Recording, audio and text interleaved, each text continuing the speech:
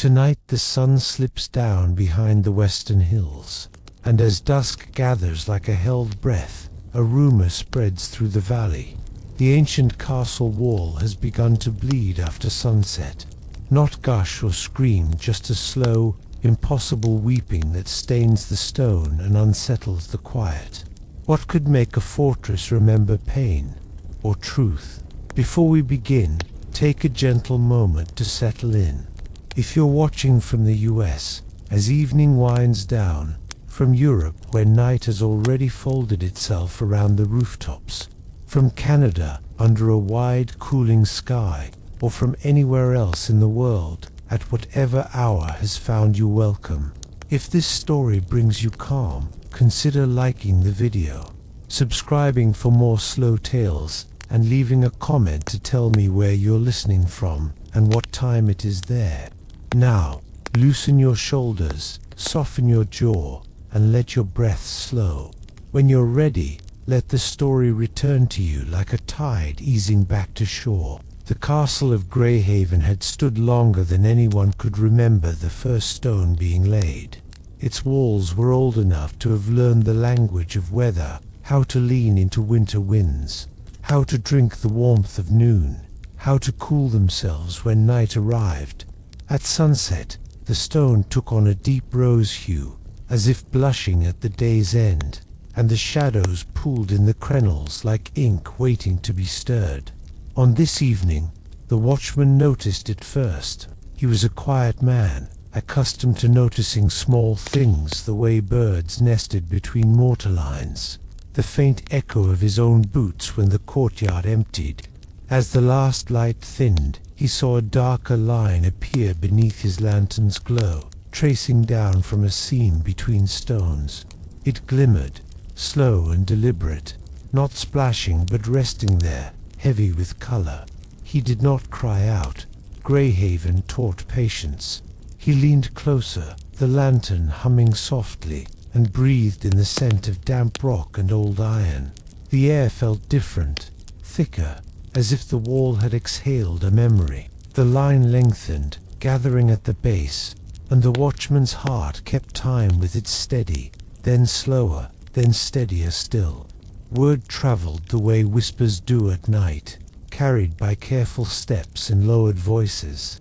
A baker's apprentice paused mid-errand. A stable hand leaned against a stall door. A scholar closed a book without marking the page. None of them hurried.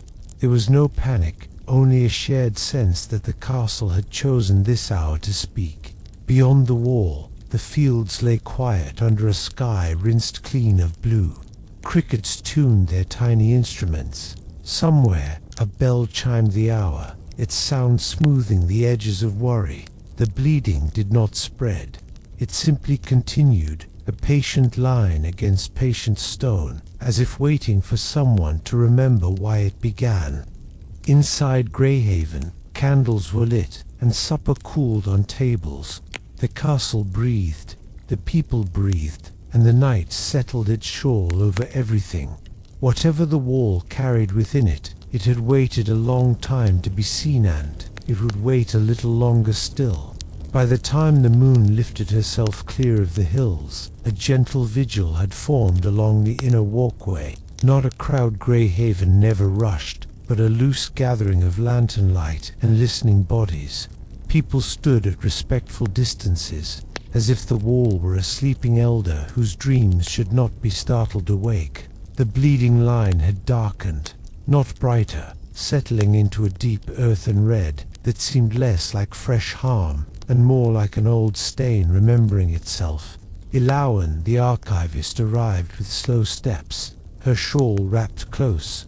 She had spent her life among records that smelled of dust and patience, and she carried that calm with her now.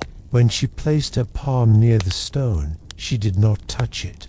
She listened. The wall was cool, the way stone is at night, and beneath that coolness there was a hush and almost sound, like breath held behind closed lips. She thought of the castle's earliest days, of hands that had lifted blocks into place, of songs hummed to keep time. Stone remembers pressure. She knew. It remembers rain and fire and the lean of years. If it remembered blood, then perhaps it remembered why blood had once been asked of it. Elawan closed her eyes and let the lantern light warm her lids. The hush did not speak, but it did not turn away. Nearby, the watchman eased his weight from one foot to the other. He found that his fear had thinned, stretched into curiosity, and then into something gentler, concern, perhaps, or care. He noticed how the line never crossed certain seams, how it followed a path as deliberate as a river choosing its course. This was not chaos, this was a map. A breeze slipped through the crenels, bringing the smell of grass and far off water. It brushed the bleeding line and carried nothing away. The wall kept what it offered. Above, clouds drifted like slow ships, and the moon painted everything with soft edges. Even the red seemed quieter under her light, as if lulled. Elawan opened her eyes. Tomorrow, she murmured, not as an order, but as a promise to the night. Tomorrow they would look and read and remember. For now, the castle had chosen the hour of rest to begin its telling, and Greyhaven understood the courtesy of listening without interruption. Lanterns dimmed, people returned to their rooms, 2 beds warmed by breath and blankets. The wall remained, patient and steady, its secret held gently in place. The night deepened, and with it came a sense not of danger, but of a story stretching awake, slowly, kindly, ready to be followed. Morning arrived without urgency. Light slid along the parapets and spilled into the courtyard, touching stone and skin alike with a pale, forgiving warmth. The line upon the wall had dried during the night, darkening into something matte and quiet, like a shadow that had decided to stay. Birds returned to their routines, hopping along ledges, tilting their heads as if the wall was simply another feature of their familiar world. Elawan returned early, bringing a small satchel of charcoal, vellum scraps, and a cup of tea that steamed softly in the cool air. She traced the path of the stain with her eyes, noting where it thinned, where it paused, where it bent as though considering its next step. She sketched slowly, letting the motion of her hand match the pace of her breath. There was comfort in recording, in giving the moment a place to rest on paper. As the sun climbed, the stain warmed, and something subtle changed. Not color, texture. It caught the light differently now, faintly reflective, as if the stone had learned to hold a memory on its surface. Elawan leaned back, careful not to crowd the wall, and sipped her tea. The taste was mild and grounding. She let it anchor her to the present. The watchman, his name was Corin, arrived, with a loaf wrapped in cloth. He tore it in half, and offered some to Elawan, who accepted with a nod and a smile that felt like a shared secret. They ate quietly, crumbs falling to the stones. Life, continuing, Greyhaven liked its mysteries alongside its mornings. By midday, word had spread beyond the inner walls. A few townsfolk paused at the gates, craning their necks, curiosity softened by trust. The castle had stood long enough to earn patience. Children asked questions and received gentle non-answers. Elders squinted and hummed tunes older than the walls themselves. When evening returned, the air cooled again, and with it came the softening of edges. Shadows grew longer. Elawan and Corin watched together as the sun slipped away on. Then, as if the wall had been waiting for the cue, the stain stirred. It did not flow faster. It simply resumed, darkening, lengthening by a finger's breadth, faithful to its chosen path. No one gasped this time. They exhaled. The story was not shouting. It was repeating, and repetition has a way of teaching. The wall bled because it had always known when to speak, and Greyhaven, learning that rhythm, settled into listening once more as night folded itself gently around them. That night, the castle seemed to sleep more deeply than usual. Doors closed with softer sounds, and footsteps learned the courtesy of quiet. Even the wind slowed itself, drifting through the towers as though mindful of something fragile. The bleeding line glowed faintly in the lantern light. Not bright, not urgent, just present, like a thought held carefully so it would not be forgotten. Illawen spent the evening in the archives, guided by instinct more than intention. She did not search for battles or kings. Instead, she unrolled humble records, lists of repairs, notes from masons, small annotations tucked into margins by hands long turned to dust.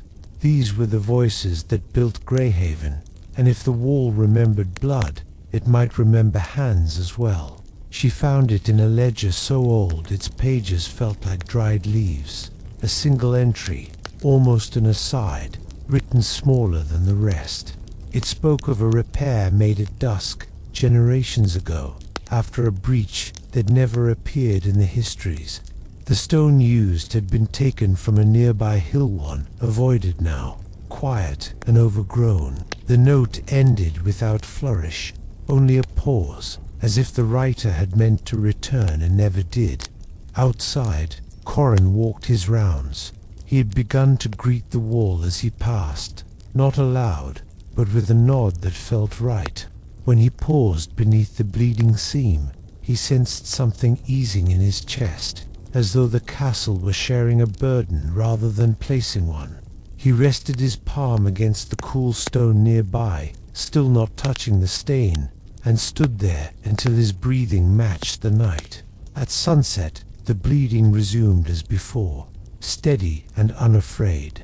A thin trail reached a shallow groove where rain once ran, and there it stopped, content. The moon rose, pale and watchful, and the lines seemed to darken in response, like ink settling into parchment. Far away, an owl called closer in. A candle guttered and steadied. Greyhaven held the moment with both hands, knowing that stories told slowly do not vanish.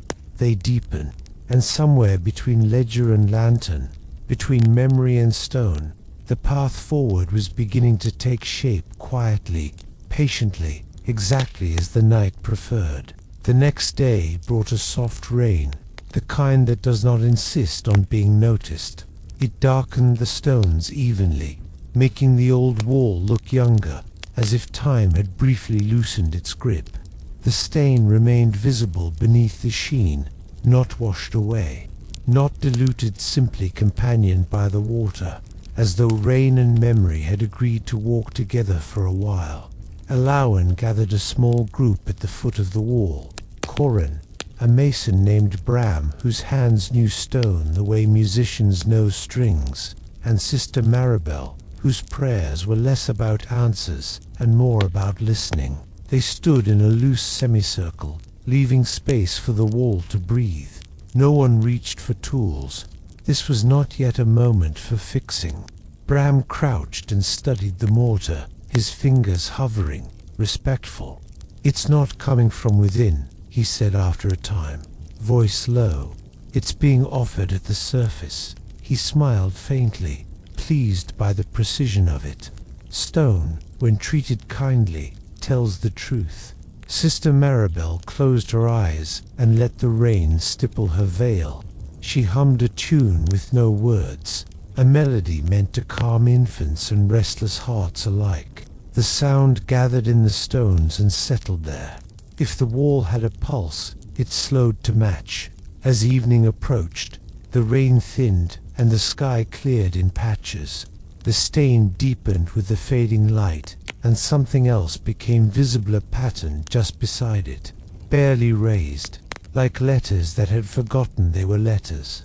Illawen's breath caught, then softened. "Not names," she whispered. "Marks, agreements." They did not press closer. The castle had chosen this pace, and Greyhaven would not rush it now. Lanterns were lit again, placed at intervals to soften shadows rather than banish them. The wall bled its measured line, and then rested, satisfied. Night returned with the scent of wet earth and clean stone. The group dispersed with gentle nods, carrying the day's quiet into their separate tasks. The wall remained, patient and untroubled, as if reassured that it had been heard. Sleep came easily to Greyhaven that night, like a blanket eased over tired shoulders. Dreams drifted through the castle in unhurried currents of hands stacking stone in a warm afternoon, of songs sung low to keep rhythm, of promises made without witnesses. The wall stood watch over these dreams, holding them the way earth holds roots. At dawn, mist gathered along the inner walk, pearling the air and softening the outlines of towers and doors. Ilawan arrived again, wrapped in quiet, carrying a brush meant for dusting manuscripts. She used it now on the stone beside the stain, moving gently, letting the bristles whisper. As she brushed, the raised pattern caught the light more clearly, revealing a series of shallow impressions, each one slightly different, as if pressed by many hands over time. Corin joined her, the sound of his steps measured and kind. He brought warm water and a cloth, not to clean, but to care for the surrounding stone. Together, they worked without speaking, the rhythm of their movements slow and steady. The mist thinned as the sun lifted, and the walls seemed to warm beneath the morning. Bram returned with a small pouch of lime dust, held unopened. He set it down and did not touch it. Later, he murmured, content to wait. Stone appreciates patience, he often said, and patience was abundant here. By midday, the castle hummed softly, meals prepared, pages turned, horses groomed. Life flowed around the wall as water flows around a rock, attentive but unafraid. Children passed by and asked why the stone looked different. They were told it was remembering, and that seemed enough. When evening arrived again, the light slanted gold and then faded. The stain deepened as before, faithful to its path, and the impressions beside it seemed to glow faintly, as if warmed from within. Ilawan felt a calm certainty settle in her chest. The wall was not asking to be mended, it was asking to be finished. Lanterns bloomed along the walk. The night drew close, and Greyhaven listened, breathing slow, ready for what the wall would offer next. A decision was made without announcement, the way the best decisions often are. As the sun slid toward evening, a table was set near the Warnot, with tools of repair, but with bread, water, and a small bowl of salt. It was Sister Maribel who placed them there, her movements careful and unhurried. She believed in honoring thresholds, and the wall felt like one. The sky softened into lavender and ash. Shadows lengthened, then settled. When the bleeding resumed, it did so as it always had, steady, precise, calm. Ilawan noticed that the line now paused at each shallow impression, as if acknowledging them in turn. She followed the path with her eyes and felt the quiet click of recognition, like a lock easing open. Bram knelt and finally opened the pouch of lime dust. He did not apply it to the stain. Instead, he mixed a pinch with water and pressed it gently into one of the impressions, then another, completing shapes that had waited to be completed. Each touch was light, each pause intentional. The wall accepted the care without changing its pace. Corin stood back, lantern lowered. He felt a warmth spread through his chestnut excitement, but relief. The castle was not wounded. It was healing in the way old things do, by finishing what was begun. As the last light slipped away, the bleeding slowed and then stopped, resting exactly where the impressions ended. The red darkened and stilled, no longer moving. The walls seemed to exhale. The night deepened, and with it came a hush that felt like gratitude. They left the table as it was. Some things, once offered, are meant to remain. Lanterns were dimmed. Footsteps softened. Greyhaven settled into rest, the wall hole in a new, quiet way. The morning after felt lighter, as though the castle had set something down during the night, Sunlight reached the inner walkway earlier than usual, slipping between towers and warming the stones with a gentle insistence. The stain remained, but it had changed, no longer a line in motion. It now rested like a seal set upon a letter, complete and untroubled. Alawan arrived with fresh vellum and paused before writing. She found that the wall did not draw her eyes the way it had before. Instead, it invited a broader gaze to the curve of the parapet, the wear in the steps, the places where countless hands had passed and passed again. The story, it seemed, was no longer only here. It had spread into everything that had helped carry it. Bram returned, hands clean, and traced the repaired impressions with his eyes alone. "Finished work," he said softly, satisfied in the way only a craftsman can be. He packed his tools without ceremony. There would be no more touching today. Corin walked his rounds and noticed how birds lingered along the wall, unbothered. A sparrow hopped close to the darkened mark and pecked at nothing in particular. Content, he smiled, feeling the ease settle deeper, like a breath finding its natural rhythm. As dusk approached, a small gathering formed again, not from worry this time, but from habit. Greyhaven liked to keep company with its evenings. When the sun dipped below the hills, the wall did not bleed. It simply held its mark, quiet and complete, as the sky cooled into night. Lanterns were lit and conversations drifted, low and warm. The castle listened to itself, its stones, its people, its long memory resting together. Whatever had been owed had been paid in patience and care, and the night accepted that offering with calm grace. Time began to move differently after that, not faster, not slower, but smoother, as if the castle's days had learned to flow without catching on old edges. The mark on the wall became part of the rhythm, noticed without being stared at, respected without being feared. It was there in the mornings when Doe clung to the stones, and there at dusk when light thinned and softened, a quiet punctuation in Greyhaven's long sentence. Iloan wrote steadily now. She recorded not only what had happened, but how it felt to wait, how patience had shaped the outcome as surely as any hand. Her ink moved slowly, each letter formed with care, and when she paused, it was to listen to the silence between thoughts. The archives seemed to breathe with her, shelves and pages settling into a shared calm. Corin found that his rounds had become a kind of meditation. He timed his steps to his breath, felt the cool of stone through his boots, and let the night guide him rather than scanning it for trouble. When he passed the wall, he nodded as he always had, a habit that now felt like greeting an old friend who had finished telling a hard story. One evening, a traveler arrived at the gate just before sunset, drawn by nothing more than the look of the place and the way the light rested on its towers.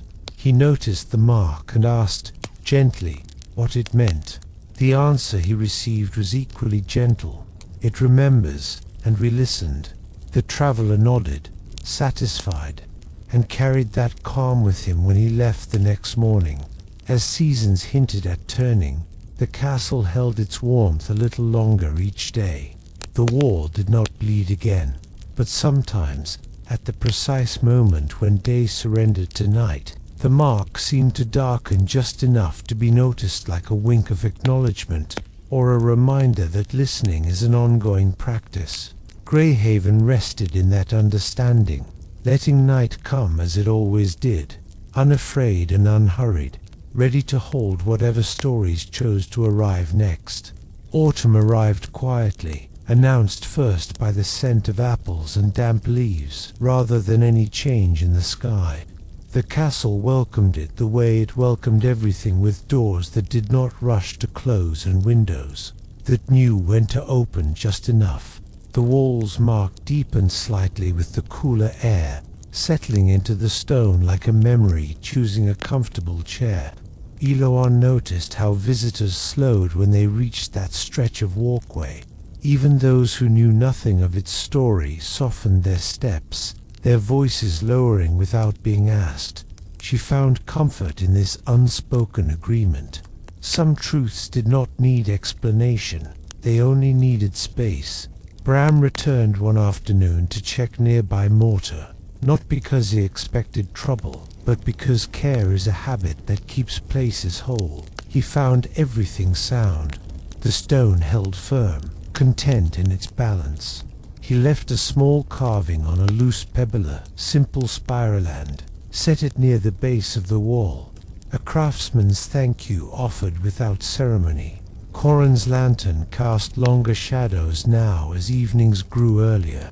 He liked the way the light traced the wall's textures, revealing the gentle unevenness that only time can give. He paused there longer these days, not out of duty, but because the quiet felt generous. The night seemed to meet him halfway. On one cool dusk, the mark darkened again at sunset, not flowing, not changing shape, only acknowledging the hour.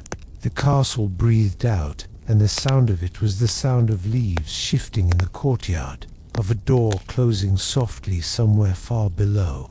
Greyhaven settled into autumn with a calm that felt earned. The wall had spoken, and in being heard, it had taught the castle how to listen more deeply to stone, to people, to the gentle arrival of night. The mornings in Greyhaven had grown crisp now, with a thin frost clinging to the edges of the courtyard stones. Each step left a delicate print that faded slowly as the sun climbed, warming the walls and waking the birds. The castle felt quieter, as if the season itself encouraged reflection, giving each stone, each corridor, each human heart the time to notice the small details of existence. Eloanne walked along the parapet with her notebook tucked under her arm. She paused at the mark, now as familiar as a friend's face, tracing the impressions with her eyes. They seemed to hold the memory of every touch, every careful hand that had built and repaired the wall, and she found herself breathing slowly to match its quiet rhythm. She wondered how many more stories it held, stories not written, not yet spoken, waiting only for someone willing to sit and listen. Corin tended the lanterns along the inner walk. He noticed how the soft morning light touched the red-stained mark, making it appear almost alive, like a heartbeat captured in stone. He leaned lightly against the parapet, feeling the subtle warmth from the sun meeting the ancient mortar. Even in the chill, there was a sense of connection, stone to sky, heart to stone, person to story. Later, Bram brought his tools not to repair, but to measure and record. He moved carefully, respecting the balance the wall had achieved. Every tap and brush was deliberate, each pause an acknowledgement that patience had built this moment, and that nothing urgent could improve what had waited so long to reveal itself. As the sun dipped and shadows stretched across the towers, the mark seemed to respond in kind, not by moving, not by flowing, but by holding space in a way that invited notice. Lanterns were lit one by one, their soft glow pooling on the stones. The castle, aware and alive in its quiet way, exhaled along with its people, wrapping the day in gentle warmth. Night settled fully, and the wall remained patient, offering comfort rather than alarm. Greyhaven had learned, slowly, that even what seems strange or frightening can be received with calm and care, and that listening is its own kind of healing. The wind shifted during the night, carrying with it the crisp scent of fallen leaves and distant smoke from hearths beyond the castle walls. Greyhaven seemed to lean into it, absorbing the sound as if the murmurs of the night were another story being told. The mark on the wall remained unchanged, steadfast in the lantern light, but somehow it felt more present, as though it had paused in its quiet vigil to observe the subtle movements of the castle and its inhabitants. Eloanne walked the inner courtyard in the early hours, the soles of her boots muffled by frost. She paused at the base of the wall, placing a hand lightly on the cold stone, feeling the lingering warmth beneath the surface. The impressions beside the mark were faintly shadowed now, catching the first morning light, and she found herself tracing their paths with her eyes, imagining the countless hands that had pressed into them, the lives they had touched and then let go. Corin followed the usual path along the parapet, lantern in hand, breathing slowly, letting the rhythm of his steps match the quiet heartbeat of the castle. He noticed the subtle way the stones seemed to glow in the half-light, not from the lanterns, but from within, a soft illumination that felt like understanding without words. It was as if the wall had learned to share a fragment of itself, without asking for anything in return. Bram returned briefly, carrying nothing but a notebook, and crouched to sketch the faint textures of the mortar. He made no sound, no abrupt movement, simply recording what he saw, letting the stone guide his hand. There was an ease to this practice, a patience born of respect, and it reminded all of them that Greyhaven's stories were not hurried. They were slow, deliberate, meant to be absorbed, like the first sip of warm tea in the morning chill. As the sun sank again, painting the towers with long golden light, the mark remained calm. The night came gradually, like a tide, rolling in to touch every corner without abruptness. Lanterns glimmered, footsteps softened, and the castle exhaled in unison with the world beyond. Greyhaven had learned that patience is its own reward, and that some stories, though strange, hold a gentle truth if met with quiet hearts. The next morning, a silver mist clung to the castle's outer walls, softening edges and muffling sounds.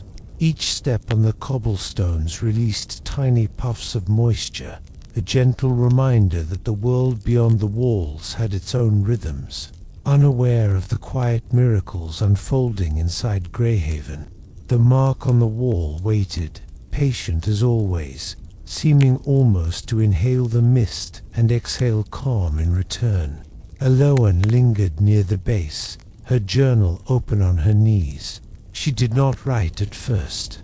Instead, she allowed the smell of damp stone and cold air to fill her senses. It reminded her that stories are more than words, they are texture, scent, the gentle pressure of time on memory. Slowly, she began to trace the outlines of the impressions, careful not to touch the mark itself. Each line felt like a whisper of history, a promise of understanding without rush or demand.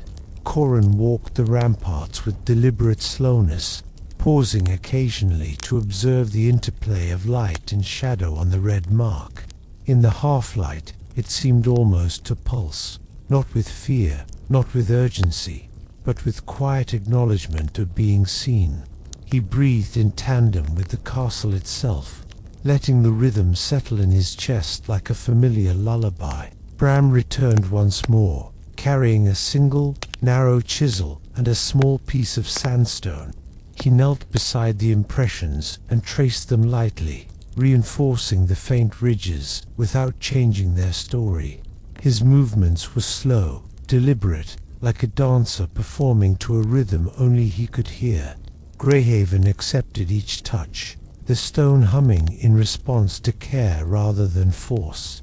As dusk approached, the sky deepened into muted shades of rose and grey. The mark did not bleed, nor did it change. It simply existed, steadfast and calm, reminding all who watched that not all stories need action to hold significance. Lanterns were lit, casting pools of golden warmth on the stone, and the castle settled into a rhythm of gentle observation, patience, and quiet presence. Greyhaven had become more than stone, and Mortarit had become a keeper of patience, a guardian of stillness, a silent witness to the slow unfolding of its own story. That evening, the wind shifted once again, carrying a faint scent of smoke from a distant hearth and the earthy aroma of wet leaves. It moved through the castle with a gentle insistence, teasing at the corners of windows, slipping between doors, and brushing lightly against the ancient stones. Greyhaven responded quietly, its walls absorbing every whisper, every gust, as if the castle itself had grown attuned to the rhythm of the world beyond its boundaries. Eloan walked the parapet slowly, her scarf wrapped tightly against the chill. She paused at the mark, kneeling slightly to examine the impressions beside it. Each one seemed to hold a story of hands that had built, repaired, and tended the castle over centuries. She traced them with her eyes, imagining the warmth of those hands, the careful, steady pressure applied so long ago. There was a soft hush in the air, as if the wall itself exhaled with each thought she allowed herself to dwell upon. Corin adjusted the lanterns along the walkway, their golden glow pooling on the stone beneath his feet. He lingered by the mark, letting his presence settle over the space like a quiet promise. The wall, patient as ever, seemed to acknowledge him in its own subtle way. The shadows deepened slightly around the impressions. The red darkened almost imperceptibly, as if the stone recognized his careful attention. Bram arrived carrying a bundle of parchment and charcoal, kneeling beside the base to record the patterns of wear and time. He sketched slowly, deliberately, giving each line the space to breathe, allowing the stone to dictate the rhythm. Even in the cold, the castle hummed softly under the gentle brushing of tools, as if it approved of their reverence. As night deepened, lanterns flickered gently, casting their warm glow across the courtyard. The mark remained unchanged, silent yet eloquent, a reminder that some stories are not told in motion but in stillness, observed and honored patiently. The castle settled into its nightly rhythm, breathing alongside the wind, the stones, and the people who had learned to listen carefully. Greyhaven had taught them, quietly and gently, that even when mysteries seem strange, they are softened and understood through patience, presence, and gentle care. Winter announced itself not with snow, but with a deeper quiet. Sounds traveled less far now, as if the cold gathered them close and asked them to rest. Greyhaven wore this silence easily. The castle had always known how to hold still, and the wall-marked and patient seemed especially at ease, like something that had finished speaking and now listened in return. Alaun wrapped her hands around a cup of warm broth as she stood near the parapet, watching her breath bloom and fade. The mark looked darker against the pale stone, more defined in the clean air. She noticed how frost traced delicate patterns nearby, but never touched the mark itself, stopping just short, as though respecting a boundary. She smiled at that, feeling a gentle reassurance settle in her chest. Corin's rounds grew slower in winter. He welcomed the excuse. Each step was deliberate, each pause a moment to feel the night's weight and calm. When he reached the wall, he rested his gloved hand against the stone beside it, feeling the cold seep in, not unpleasant, just honest. The castle felt solid, present, awake in its own way. From time to time, a faint creak traveled through the stones as temperatures shifted. The sound was not alarming. It was familiar, like an old house stretching its bones. The mark did not change. It held steady through the cold, through the long nights, through the way the moon hung lower and brighter in a winter sky. On the first night that snow finally came, it fell softly, layering the courtyard in white without sound. Lantern light reflected gently, and the castle seemed to glow from within. Snow gathered along the base of the wall, but the mark remained visible, a dark, calm line against the husher reminder that warmth can exist even in the deepest quiet. Greyhaven slept well that night, and those who passed the wall felt the same gentle truth settle over them. Some stories, once told, do not fade. They simply rest, waiting patiently, content to be remembered. Snow continued to fall through the night. Not hurried, not heavy, just enough to soften every edge. By morning, Greyhaven looked as though it had been sketched in charcoal and gently erased around the lines. The towers rose pale and quiet, and the walls stood wrapped in winter's careful hush. The mark remained visible, darker now against the snow-bright stone, calm and unchanged. Alawen moved slowly along the inner walk, her boots leaving a single line of footprints that curved and ended where she stopped to rest. She brushed a bit of snow from the stone near the mark, not uncovering it, only clearing space beside it. The cold sharpened her senses. She could smell clean air and old mortar, hear the distant crack of ice forming along the eaves. It felt like the castle was thinking, and she was allowed to sit within that thought. Corin arrived with a lantern, though the day was bright enough without it. Old habits linger kindly.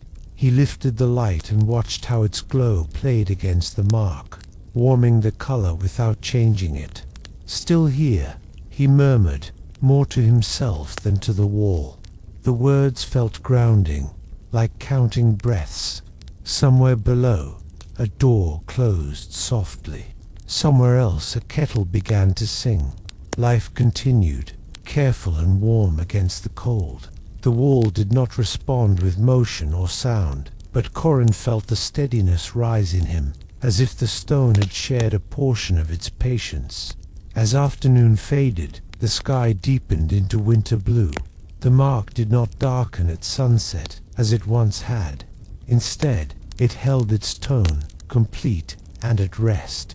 Snow caught the lantern light and drifted down like slow stars, and Greyhaven settled deeper into the season, content to be quiet together. Winter days shortened gently, as if the sun itself wished to tread lightly.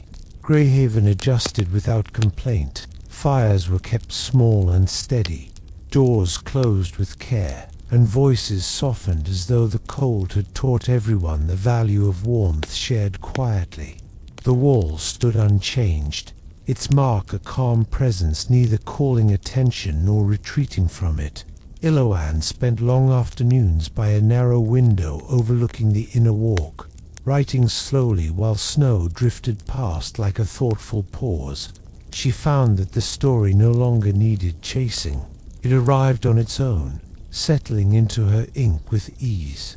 When she looked up, the wall seemed to meet her gaze, not demanding, not distant, simply there, as reliable as breath. Corin learned the patterns of winter sound, the muted crunch of snow, the soft thud of falling from eaves, the distant hush of wind moving across the fields. During his rounds, he paused beside the wall and listened for anything new. There was nothing, and that nothing felt complete. He rested in it, letting his shoulders drop, his thoughts slow.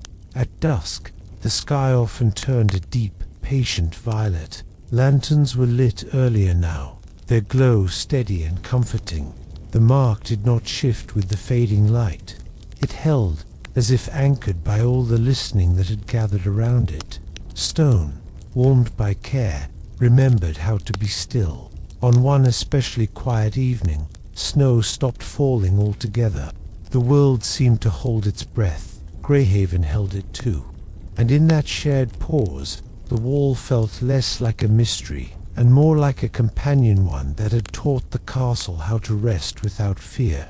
The cold deepened, but it did not feel harsh. It felt settled, as though winter had found the right depth and decided to remain there for a while. Greyhaven's stones held the chill with quiet dignity, releasing it slowly as the day warmed and drawing it back in when night returned. The wall stood steady through it all, the mark unchanged, like a calm thought held gently in place. Alawen noticed that her dreams had grown simpler. No crowded images, no urgency, just long corridors of light and shadow, and the steady presence of stone beneath her feet. When she woke, she carried that calm with her to the wall, standing there without notebook or ink, content to let the morning exist without being captured. Corin brought bread to the birds that gathered near the parapet, scattering crumbs with careful hands. They hopped and fluttered, unafraid, their small sounds bright against the quiet. He watched them perch near the mark, close enough to feel its stillness. Nothing disturbed them, nothing needed to. As afternoon faded, clouds gathered thick and low, turning the sky the color of wool. The light dimmed early, and lanterns bloomed like small suns along the walk. The mark absorbed their glow without reflection, dark and calm, complete in itself. It did not ask for attention. It accepted it when given. Snow began again near nightfall, soft and sparse. Each flake seemed to take its time. Greyhaven breathed with the weather, matching its unhurried pace. The wall remained exactly as it was meant to be, neither changing nor silent, but quietly present, offering the kind of comfort that comes only from things that have endured and learned to rest.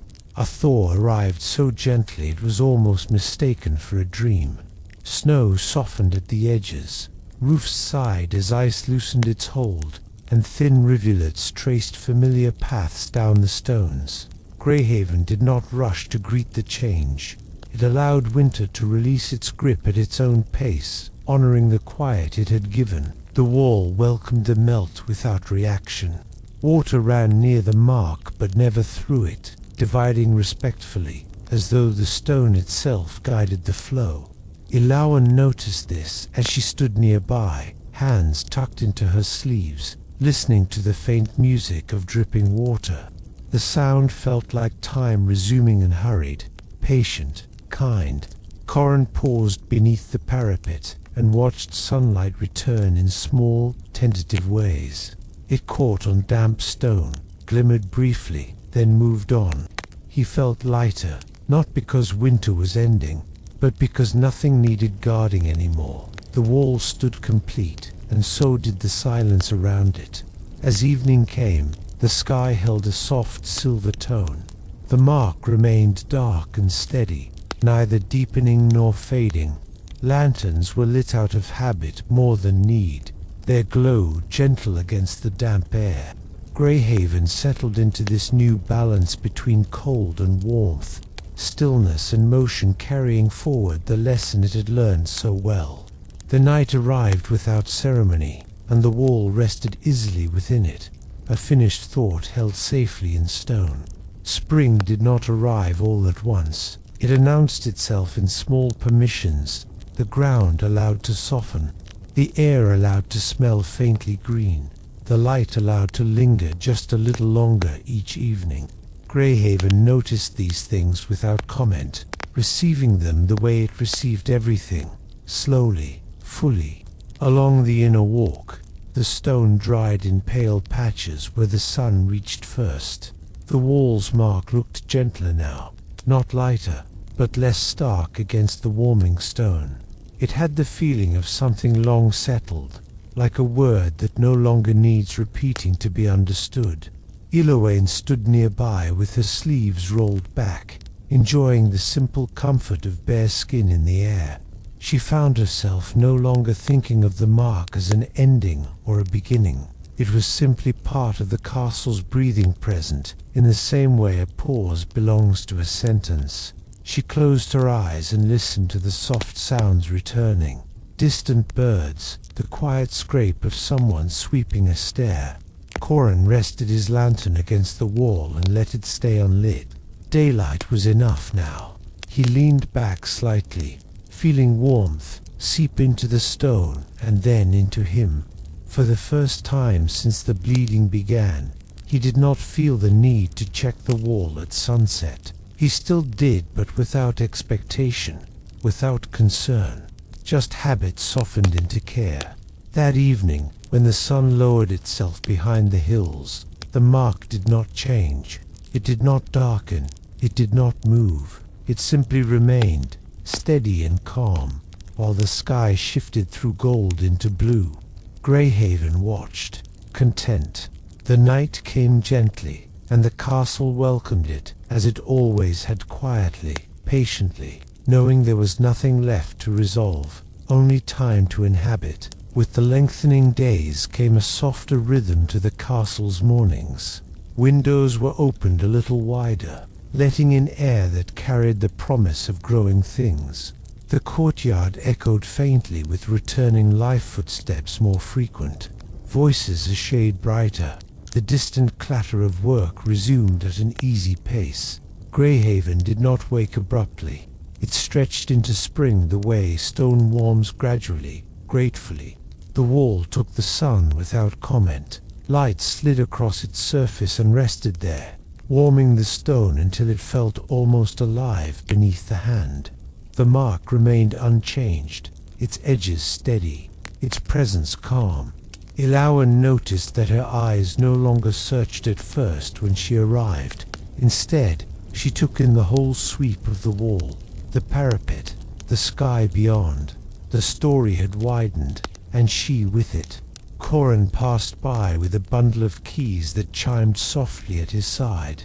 He paused, as he always did, but now the pause felt like a breath taken for pleasure rather than duty. He rested his palm beside the mark and felt warmth, their real warmth, held from the sun.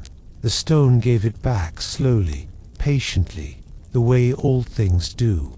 A pair of swallows nested near a higher ledge, their quick movements tracing lively arcs through the air.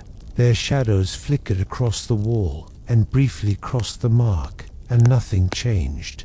The castle accepted this layering of moments past, held steady while the present moved lightly across it. As evening came, the sky softened into pale amber. The mark did not answer the sunset. It did not need to. Lanterns were lit later now, and fewer of them. Greyhaven settled into the night, with an ease earned by listening, by waiting, by letting stone finish speaking in its own time. The days found a gentle balance, warm enough to invite lingering, cool enough to encourage rest. Greyhaven moved within this balance like a practiced breath. Sunlight traced familiar paths along the walls, and the air carried the soft chorus of returning insects, their sounds threading through the stones without hurry. Illawen brought a cushion to the inner walk and sat near the wall, not to study it, but to be near it. She watched dust motes drift and settle, noticed how the mark absorbed light rather than reflecting it. It seemed to hold the day the way water holds sky, without effort, without comment. She felt no urge to write. The story, for now, preferred silence. Corin walked by with a nod and a smile that asked nothing. He had learned the pleasure of these small exchanges, how a glance could carry reassurance without words. He paused a little farther down the wall than usual, listening to the castle's low sounds, the creak of wood warming, the distant clink of a cup set down. Everything sounded right. Later, a light rain passed through, brief and courteous. Drops traced clean lines down the stone, stopping short of the mark, curving away as if guided by an unseen hand. The air cooled, freshened. When the rain moved on, the wall dried in stages, leaving the mark unchanged, calm as ever. As dusk arrived, the sky painted itself in soft layers. The mark remained still, not answering the hour. Lanterns were lit only where needed, and conversations drifted easily into quiet. Greyhaven settled into the evening with a sense of completion, not an ending, but a comfortable pause, like a hand resting after a long, careful task. Summer made its presence known through warmth rather than noise.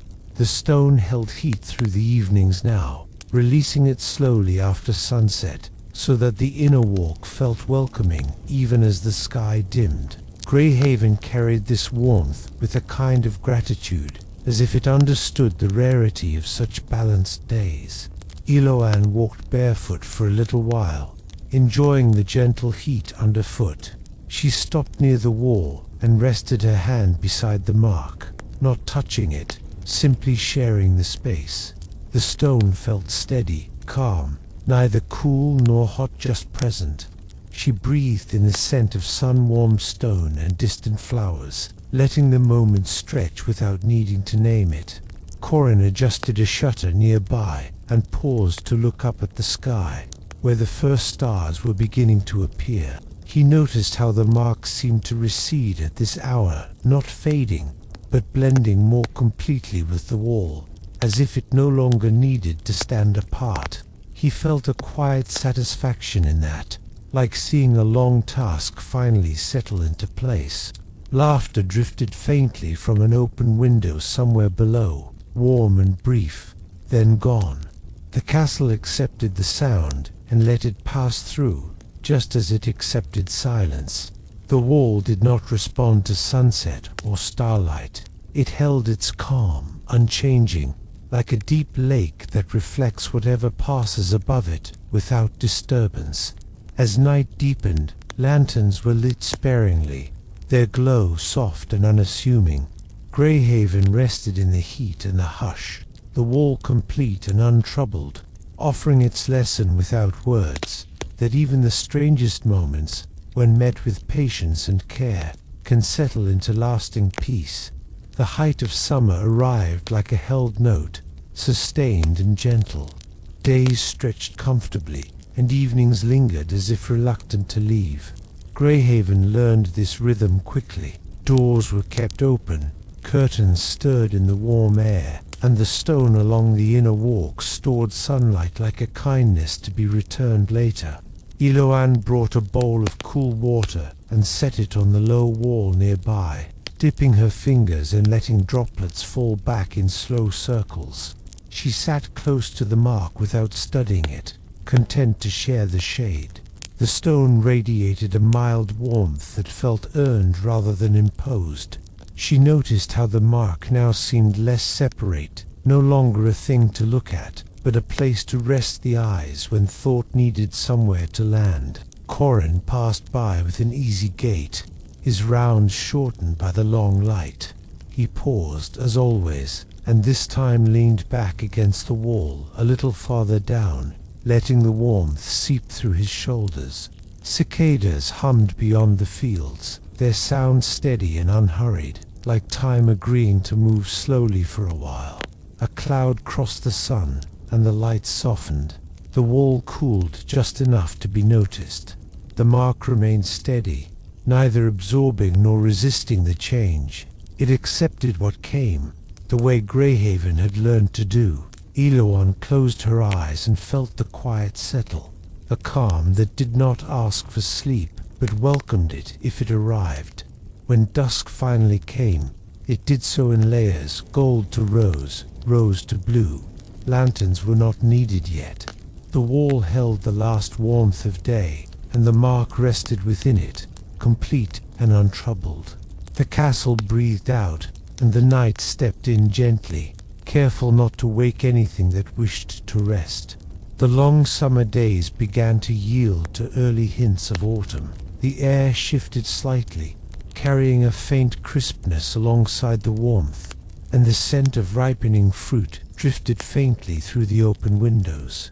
Greyhaven noticed the change without haste, allowing the stone to adjust its hold on heat and shadow, and the inner walk felt both familiar and new under the soft light. Eloanne lingered near the mark as the sun reached its zenith. She watched tiny insects flit along the stone, pausing on the faint grooves beside the mark before darting away. Each movement felt deliberate, unhurried, like the castle itself had orchestrated the timing. She leaned slightly, feeling the warmth of the sun on her back and the gentle presence of the stone beside her, steady and calm. Corin's footsteps echoed faintly in the courtyard as he walked, carrying a small bundle of herbs gathered from the castle garden.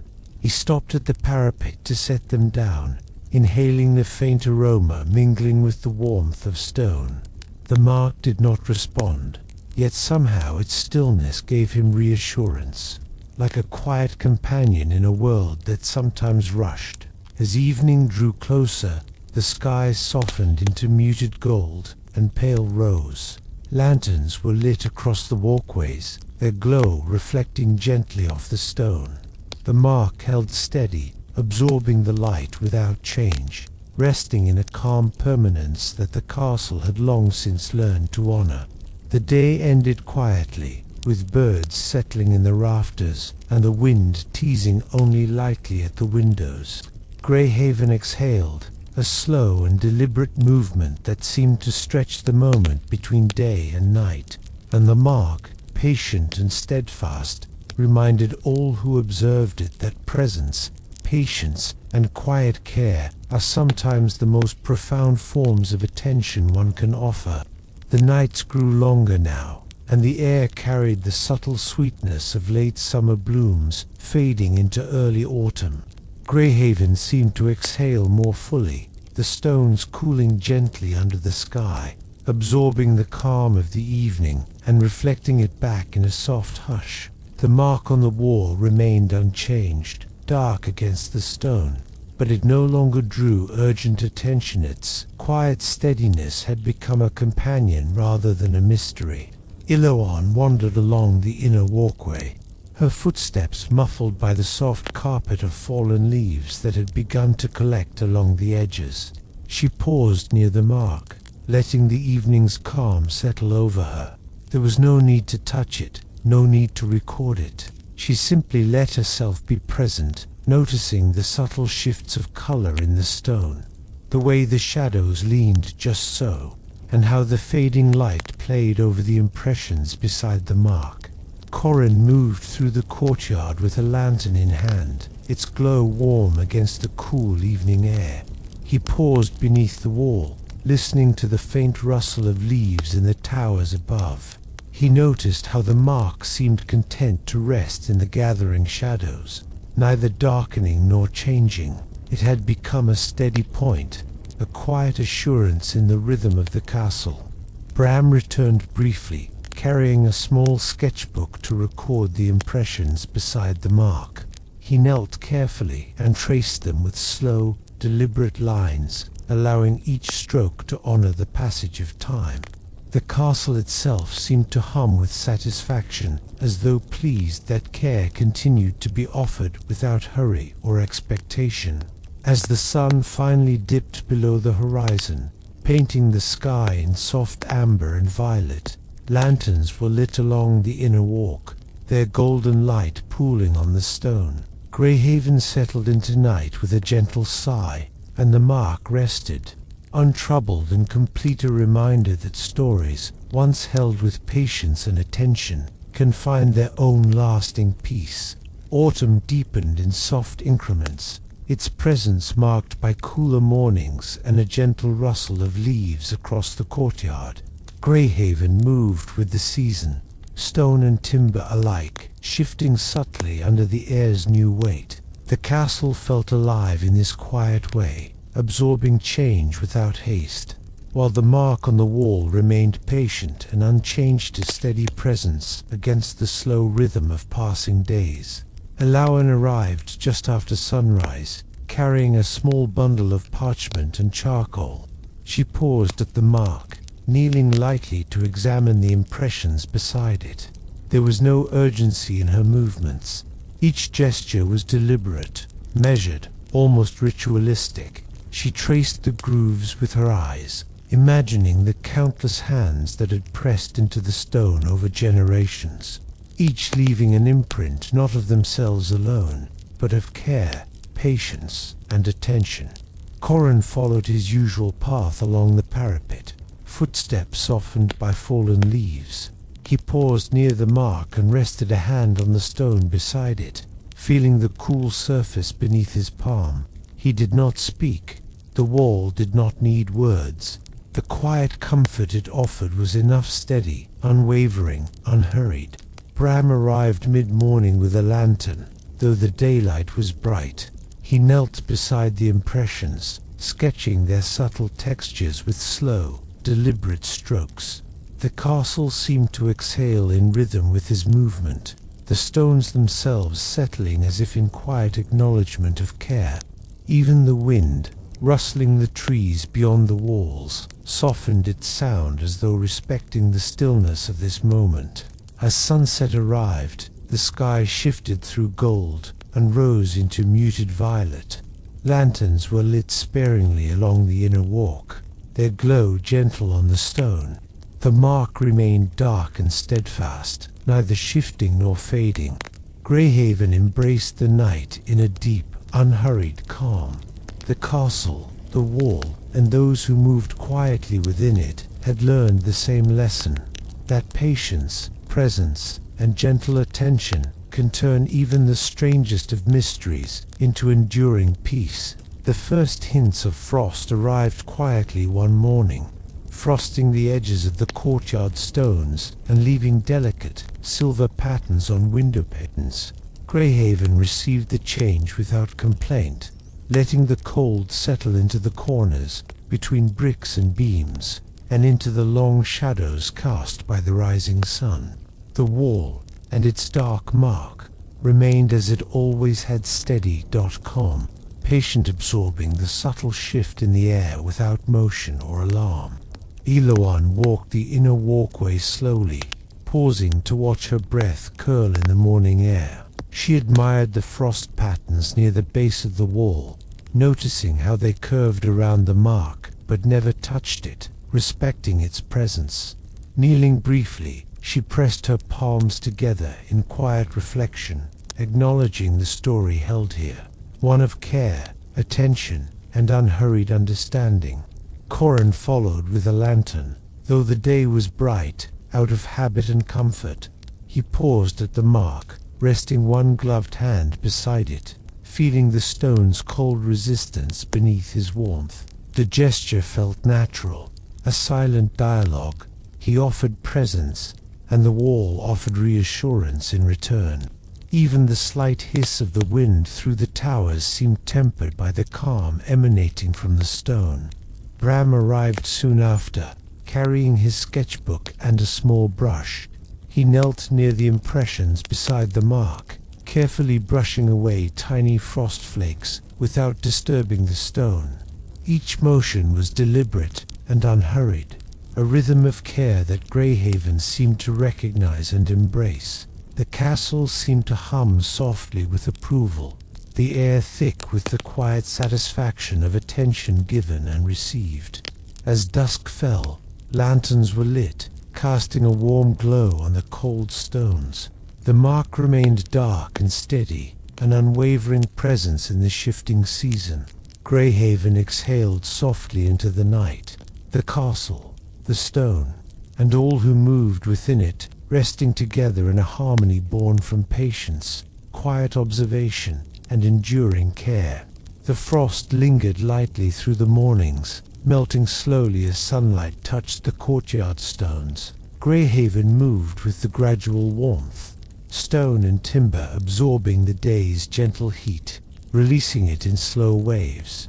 The castle felt quiet and steady, as if it had learned to pace itself in harmony with the seasons. The mark on the wall remained unchanged, its dark presence calm and watchful, neither fading nor demanding attention. Eloann walked along the inner walk, boots crunching softly against the thin frost. She stopped near the mark, noticing how the rising sun caught the edges of the impressions beside it, casting faint shadows that shifted slowly with the light. Kneeling, she traced the outlines with her eyes, imagining the countless hands that had pressed them over time, each contributing to the silent story etched into the stone. She inhaled deeply, savoring the crisp air mixed with the faint warmth radiating from the sun-soaked walls. Corin moved along the parapet, lantern in hand, letting the glow pool softly on the stone. He paused beside the mark, resting his hand gently against the wall without touching the dark line itself. The gesture felt natural, a quiet acknowledgement of something larger than any one person. The castle, patient as ever, seemed to respond in kind, its walls settling, its air stilling, as if breathing alongside him. Bram arrived later in the morning, carrying a small brush and notebook. He knelt carefully beside the impressions, brushing away tiny frost remnants and tracing the stone with careful lines in charcoal. Every movement was deliberate, slow, and respectful. The castle seemed to lean into their shared attentiveness, a gentle hum of presence filling the cold air. As evening approached, the sky softened into muted shades of amber and violet. Lanterns were lit along the inner walk, casting pools of golden warmth on the stones. The mark remained steadfast, dark and calm, a quiet reminder that some stories are not meant to move or change. They are simply meant to be held with patience, attention, and gentle care. Greyhaven exhaled into the night, its calm embraced by those who lingered within its walls. The first hints of winter's approach touched the castle in subtle ways. Mornings were crisp, the air sharp enough to make each breath visible, yet soft enough to carry the scent of damp earth and old stone. Greyhaven received this change patiently, as it had every season before, absorbing the cool air and allowing it to settle gently against walls, floors, and towers. The mark on the wall remained dark and steady, its presence a quiet reassurance in the shifting light. Elawan arrived early, carrying a small notebook, but setting it aside immediately. She did not feel the urge to write. The story she had been following for so long was no longer urgent. Instead, she knelt on the frost-touched stones near the mark and allowed herself to simply be present. Her eyes traced the impressions, each groove a testament to patience, care, and hands long gone but still remembered. She felt a gentle warmth rise in her chest, not from the sun, but from the quiet harmony of place and presence. Corin followed the parapet quietly, lantern swinging gently in his hand. He paused beside the mark, resting one gloved hand on the stone and breathing slowly, allowing the rhythm of the castle to settle into him. The mark did not respond with movement or change, yet its quiet steadiness spoke volumes. It reminded him that some stories are held in place, not in motion, and that being present is sometimes the greatest offering one can give. Bram returned with charcoal and sketch paper, kneeling near the impressions to record the subtle contours of the stone. Each stroke was slow, careful, and deliberate. The castle seemed to approve of their unhurried attention, the walls breathing softly, the air vibrating faintly with shared calm. Even the faint wind that rustled the trees beyond the walls seemed to move with restraint, respectful of the quiet ritual unfolding below. As dusk fell, the sky deepened into muted shades of rose and violet. Lanterns were lit along the inner walk, their glow pooling warmly against the stones. The mark remained dark and complete, neither changing nor fading. Greyhaven exhaled softly into the night, a long, patient breath that seemed to settle over the entire castle. In that moment, it was clear the wall had finished speaking. The story had been honored, and those who lingered within its presence could rest in the gentle peace that patience and care had cultivated. The nights grew longer now, and the air carried the crisp clarity of late autumn. Greyhaven had settled fully into this rhythm, a castle in quiet contemplation, absorbing the changes of the season without rush or complaint. The inner walk felt cool beneath the soles of feet, and the walls radiated a calm that seemed almost alive. The mark on the wall, dark and steadfast, remained a quiet anchor, unchanging yet profoundly present. Elawan wandered along the parapet in the early morning, boots muffled by fallen leaves that had begun to coat the edges of the stones. She paused near the mark, her eyes following the impressions beside it. Each groove held the echo of centuries, the subtle memory of hands and lives carefully pressed into stone. She knelt briefly, allowing the quiet of the moment to sink deep into her chest, breathing slowly and deliberately, feeling the patience of the castle surround her. Corin walked with lantern in hand, though daylight had softened to a muted gold. He paused at the wall, resting a hand near the mark without touching it.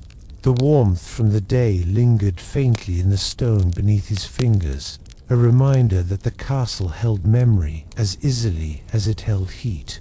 He exhaled slowly, feeling the calm seep into him as naturally as the sun seeped into the courtyard. Bram arrived mid-morning, sketchbook in hand. He knelt beside the impressions, brushing away a few fallen leaves and tracing the stone with careful, unhurried strokes. Each motion was deliberate, each pause an acknowledgement that the wall, the mark, and the castle itself had endured long before any of them, and would continue to do so long after. Greyhaven seemed to settle further around them, a quiet presence breathing along with their attentiveness. As dusk approached, the sky deepened into muted shades of plum and rose. Lanterns were lit along the walkways, casting soft, golden pools of light on the stones. The mark remained calm, dark, and complete, neither demanding notice nor fading away. Greyhaven exhaled into the night, its quiet solidity a gentle reminder that patience, care, and presence are sometimes the truest forms of guardianship. A thin veil of fog drifted in from the low fields one evening, rolling softly toward Greyhaven like a slow tide.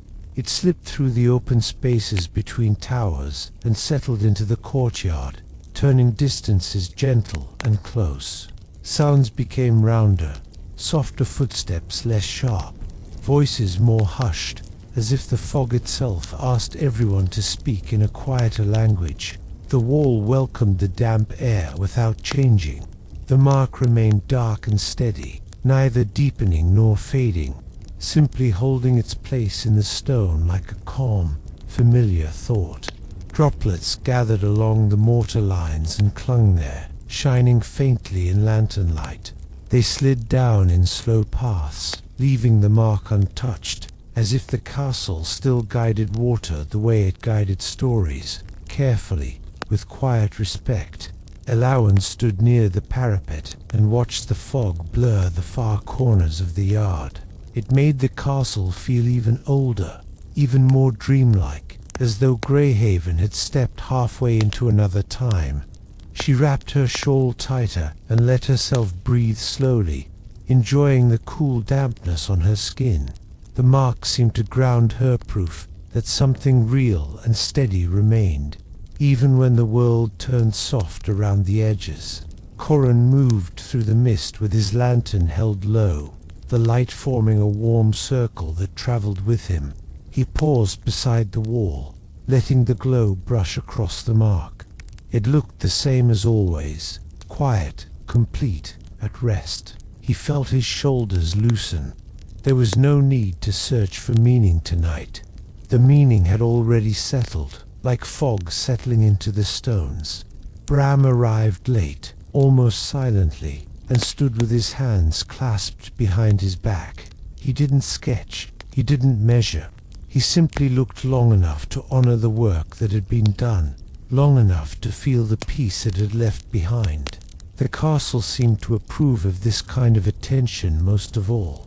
Not the attention that tries to fix, but the attention that knows when to simply stay. As night deepened, the fog thickened and then began to drift away. Slowly, reluctantly, lanterns flickered gently. The wall remained patient, and Greyhaven, wrapped in mist and quiet, rested as if it had always known that the softest nights are often the ones that heal the deepest. The fog cleared by morning, leaving the world rinsed and bright. The stones looked darker where they had held moisture through the night, and the air felt clean enough to taste cool, fresh, touched faintly with pine from the hills. Greyhaven seemed newly awake, not louder, not busier, but gently sharpened at the edges, as if the castle had been polished by quiet weather. Ellawen walked along the inner wall with her journal tucked beneath her arm. She did not open it yet.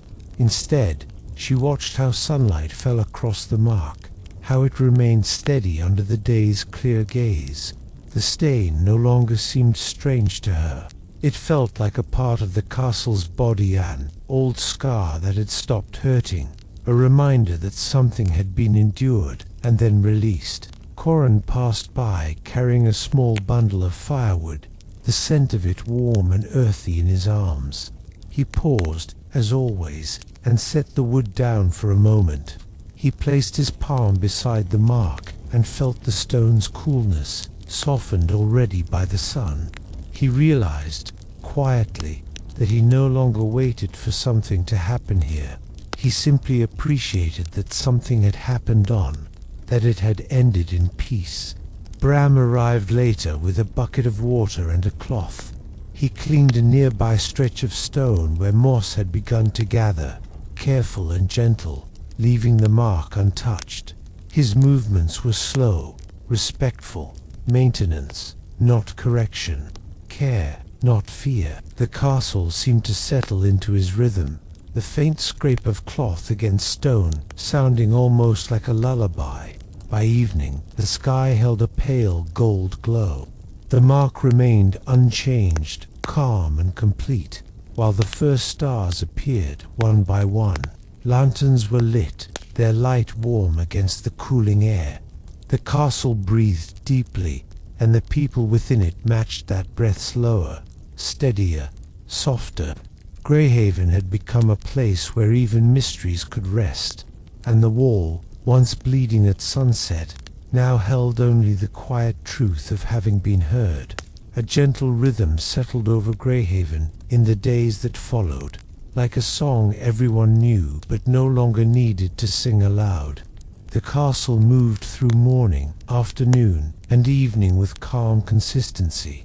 Doors opened and closed, fires were tended, meals were shared, and always the wall remained its mark, steady, dark, and quiet, a presence woven into the fabric of ordinary life. Iluan began to notice something new, not in the mark itself, but in how people carried themselves near it. They slowed without thinking. They lowered their voices as though the stone might be sleeping. Even visitors who had never heard the story seemed to sense the hush, as if the wall held a kind of gravity knot, heavy but gentle, like a hand resting lightly on the shoulder. Corin's lantern had become more companion than tool. Some nights he carried it unlit, simply for the comfort of its familiar weight. He walked the inner path and paused beside the mark, listening to the castle's quiet sounds, the distant creak of timber settling, the soft sigh of wind through a narrow archway, the faint murmur of someone turning in sleep behind a shuttered window. Bram visited less often now, but when he did, he came without tools. He stood near the wall with a craftsman's satisfaction, admiring how the stone had held its story without breaking. He understood something important, something he'd always known, but had rarely seen so clearly, that repair is not always about removing what happened. Sometimes it's about helping a place carry what happened with dignity. That evening, as the sun sank behind the hills, the mark did not respond.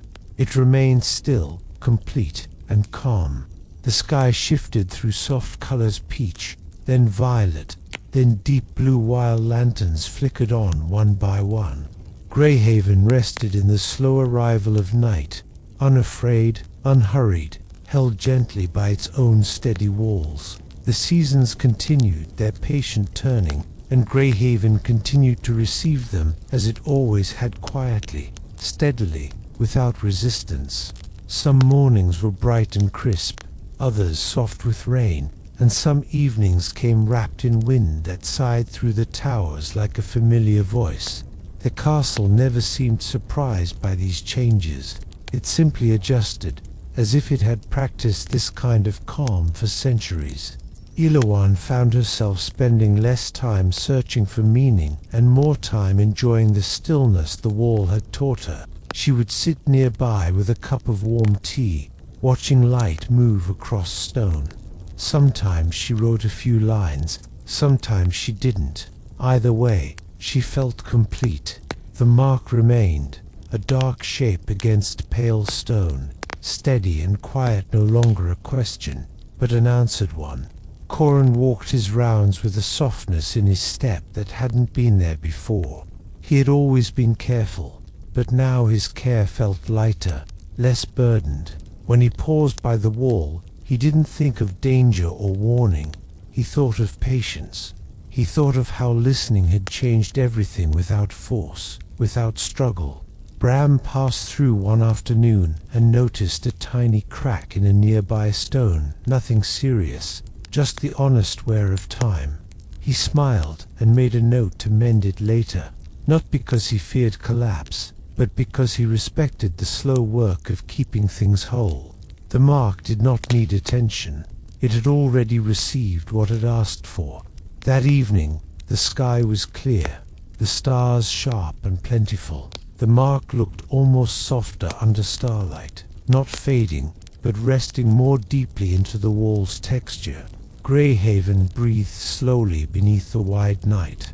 The castle and its people wrapped together in a calm that felt lasting. And in that calm, the wall stood quietly, holding its finished story the way stone holds warmth, patiently, gently, without letting it go too quickly. One evening, as the light thinned and the castle prepared for night, a hush settled over Greyhaven that felt deeper than usual, not heavy, not uneasy, but full, like a room after a song has ended. The courtyard seemed to pause. Even the wind softened, brushing the towers with gentleness, as though the world itself wanted to listen for something subtle. Eloanne stood by the wall with her hands folded in her sleeves. She watched the mark as she always did, but without expectation.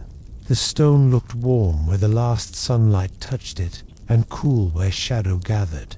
The mark held its dark calm in the middle, steady as breath. She felt grateful not for answers, exactly, but for the quiet understanding that had grown here, slowly, over time. Corin arrived with his lantern lit low, the flame steady behind the glass.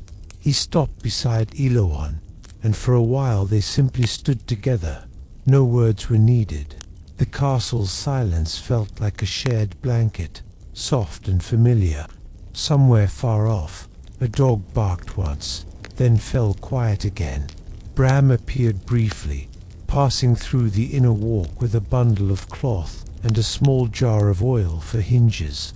He paused, nodded to them, then continued on, his work gentle and ordinary. Greyhaven's mysteries had settled into the everyday now, and the everyday had become its own kind of peace.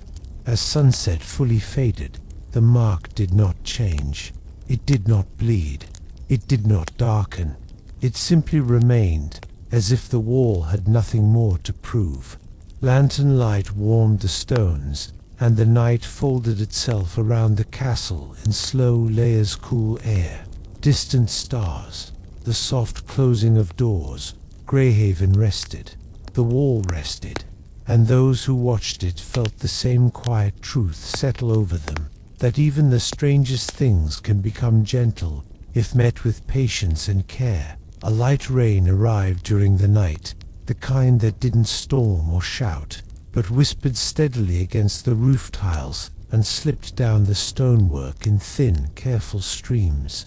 By morning, Greyhaven looked freshly washed. The courtyard stones shone darker, and the air smelled of wet earth and cold iron, clean and sharp in a way that made the lungs feel wide and awake. Eloanne walked slowly beneath the covered archway, listening to the soft drip of water from ledges above. She liked this kind of morning quiet, thoughtful, with the world softened by rain. When she reached the wall, she paused, watching how the droplets gathered along the pale stone, how they traced delicate paths downward. The mark remained unchanged. Water ran around it, as if guided, never disturbing its dark calm. It was as though the wall held its story so firmly that even rain respected its shape. Eloanne reached out and touched the stone just beside the mark. It was cool and damp beneath her fingertips, the surface slick but steady.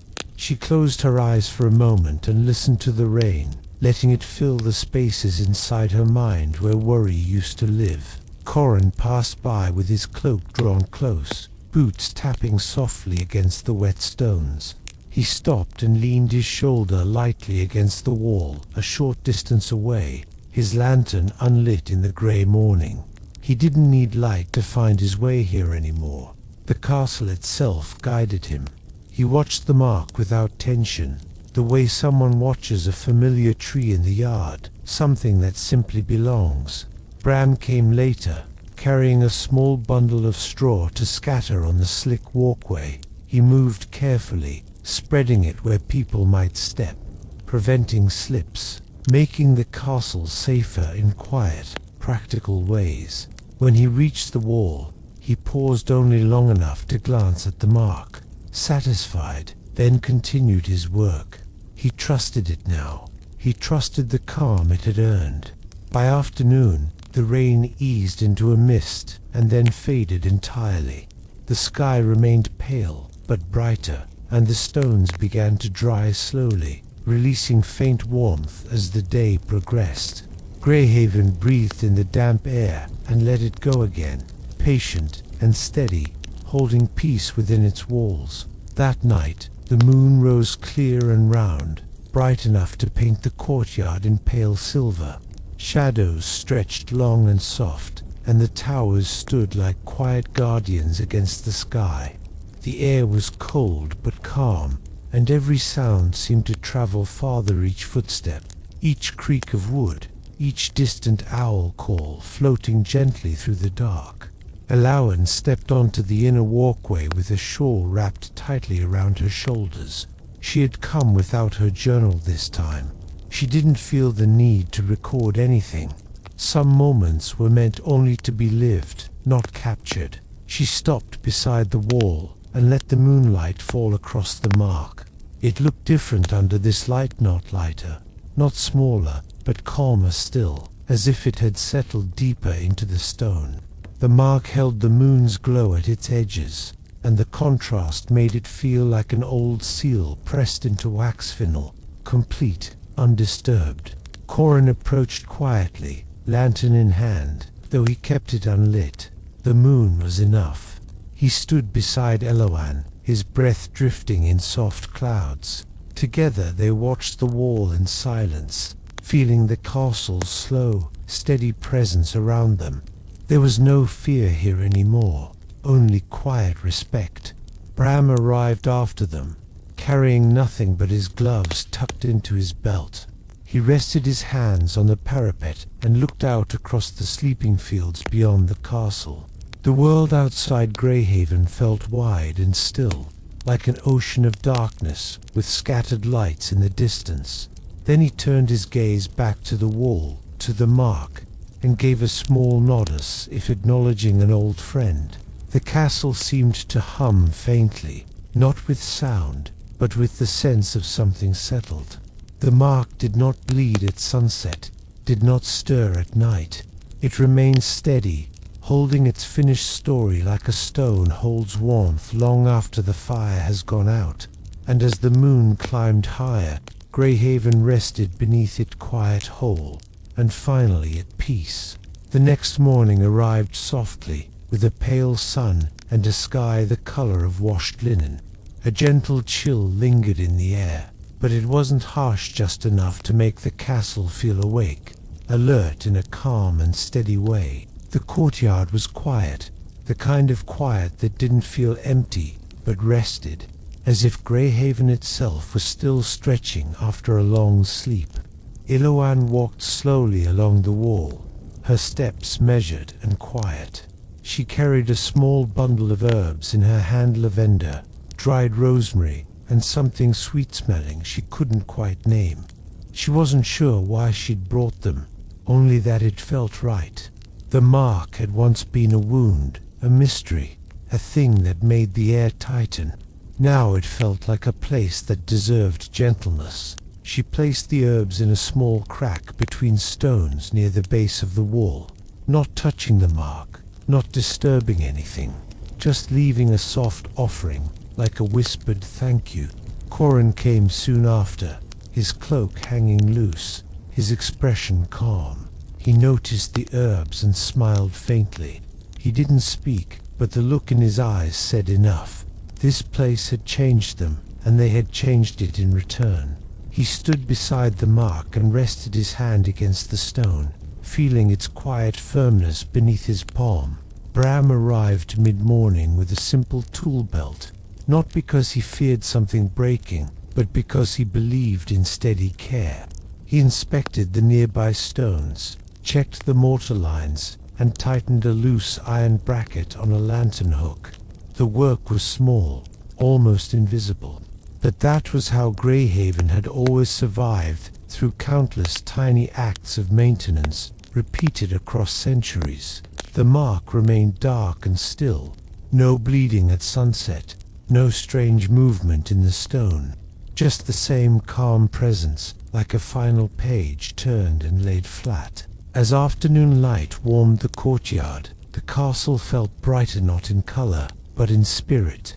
The air carried the scent of herbs and clean stone, and for the first time in a long while, Greyhaven felt like a place that could simply exist, without waiting for something to happen. That evening, the castle bells did not ring, and no messenger arrived with urgent news. Nothing dramatic disturbed the slow turning of the hours. Instead, Greyhaven moved gently into night, the way a candle flame leans into still air, steady, warm, unhurried. The sky was a soft gradient of fading gold into dusky blue, and the first stars appeared like tiny pinpricks of quiet light. The courtyard stones held the last warmth of the day, releasing it slowly as the air cooled. Somewhere in the kitchens, the faint scent of bread drifted upward, comforting and familiar, wrapping the castle in the simple promise of rest. Alawen walked the inner path alone, her steps slow, her hands tucked into her sleeves. She paused beside the wall and watched the mark as the sunlight slipped away. For a long moment, she remembered the first night at Bledhow. The stone had seemed alive, how fear had pressed into every shadow. Now, standing here again, she felt only calm. The mark did not stir. It remained dark, complete, settled like ink dried fully on parchment. It no longer asked to be solved. It simply existed as part of Greyhaven's story, woven into the stone the way age and weather were woven into every tower. Corin arrived quietly with a lantern, its flame low and gentle. He placed it on a nearby hook and leaned against the parapet, letting his gaze drift across the courtyard. He seemed lighter than he had been at the beginning of all this, as though the castle's peace had seeped into his bones. He glanced at the mark and nodded once, as if greeting something familiar. Bram came later, carrying a small wooden cup of warm cider. He offered it to Alawen without a word. She accepted, wrapping her fingers around the cup and letting the warmth spread into her hands. Together, the three of them stood near the wall, sharing quiet company, the kind that doesn't need conversation to feel full. The night deepened, lanterns flickered, the air cooled, and Greyhaven, steady, ancient, patient, rested with them, holding its secrets gently, no longer bleeding, no longer crying out, simply breathing in silence. A soft wind rose after midnight, slipping through the narrow gaps between towers and curling along the corridors like a wandering thought. It was not the sharp wind of storms, nor the restless wind of change. It was gentle, almost careful moving, as if it didn't want to disturb anyone sleeping behind heavy doors and thick stone walls. Greyhaven listened to it the way an old tree listens to the breeze, without alarm, without resistance. Iluan woke briefly in her small chamber when the shutters tapped once, lightly, like a polite knock. She sat up and listened. The castle was quiet, no shouting, no hurried footsteps, only the wind and the deep stillness that followed it. After a moment, she wrapped her shawl round her shoulders and stepped out into the hall, guided more by instinct than curiosity. She walked slowly, barefoot on cold stone, until she reached the inner walkway. The moon was half hidden behind drifting clouds, and the courtyard below looked like a pool of darkness. Lanterns burned low, their light trembling gently as the wind passed. Alawan approached the wall and stood before the mark, her breath pale in the night air. It did not bleed, it did not pulse or shift. It simply remained dark, steady, quiet like a sealed door that no longer needed to be opened. Corin appeared a short time later, cloak pulled tight, his lantern held carefully so its flame wouldn't sputter. He gave Eloan a small nod, not surprised to find her there. It felt natural now that the wall had become a place people returned to, not from fear, but from comfort, like sitting near a hearth or listening to rain. Bram came last, as if the castle itself had called him. He stood with his hands resting on the parapet, eyes half-lidded, and breathed slowly. The wind moved around them, tugging gently at fabric and hair, but never harshly. It felt like the castle was exhaling. For a long time, the three of them stood together in silence, and in that silence, Greyhaven felt complete its old mystery, no longer a wound, but a memory carried with calm dignity. The mark stayed dark and still, and the night drifted on, peaceful and unbroken. Dawn arrived quietly, spilling soft light over Greyhaven like a careful brushstroke. The courtyard stones gleamed faintly with overnight dew, and the air smelled of wet earth and warm stone. The castle itself seemed to inhale slowly, adjusting to the new day with measured calm. The wall remained as always, its dark mark steady, neither shifting nor calling attention, simply resting as part of the castle's enduring presence. Eloan stepped onto the inner walkway, her footsteps softened by the misty ground. She carried a small bundle of dried herb sage and lavender to leave by the base of the wall. Not as a charm, not as a ritual, but as a gesture of quiet acknowledgement. The mark didn't need offerings. It didn't need attention. Yet giving her care felt natural, like turning the page on a chapter she had long lived. Corin moved along the parapet, lantern unlit, his hands tucked into his cloak. He paused beside the mark and rested a hand lightly on the cool stone, feeling the permanence it held. He didn't speak, and the wall did not reply. Silence itself seemed enough, a shared recognition that some presences are complete without explanation. Bram appeared later, carrying a small sketchbook. He knelt near the mark and traced faint lines along the stone, not to uncover secrets, but to remember the care that had gone into maintaining the wall and the castle itself. Every line was slow, deliberate, unhurried, a meditation in motion. Greyhaven seemed to respond, its stones holding the memory of centuries in quiet resonance with their attentiveness. As the day matured, sunlight filled the courtyard fully, bathing the mark in pale gold. Lanterns remained unlit, unnecessary in the gentle warmth. The castle exhaled softly, a long and deliberate breath that seemed to ripple through every corridor and tower, and the wall, dark and steady, held its story firmly, reminding all who lingered nearby that patience, care, and quiet attention are often the truest forms of understanding. The day moved slowly, deliberately, as though time itself had chosen to linger at Greyhaven. The wind carried a soft scent of late summer leaves beginning to turn, mingling with the faint warmth radiating from the sun-soaked stones. Even the distant hills seemed quieter, as if the entire world outside the castle had hushed to match the rhythm within its walls. Alawan walked along the parapet, her hands folded in front of her, taking slow, deliberate steps. She stopped near the mark and studied it, without expectation. The stone was calm, dark, and unchanging, neither bleeding nor demanding notice. It felt less like a mystery now, and more like an old friend, steady and patient, waiting quietly without asking anything in return. Corin arrived soon after, moving with his usual careful pace. He rested one hand lightly against the wall, feeling the subtle warmth of the stones where the sun had touched them. He didn't speak, didn't gesture, simply stood beside the mark in silence. The castle seemed to exhale alongside him, the air settling into a stillness that was both deep and gentle. Bram came later, carrying a bundle of tools not out of necessity, but out of respect.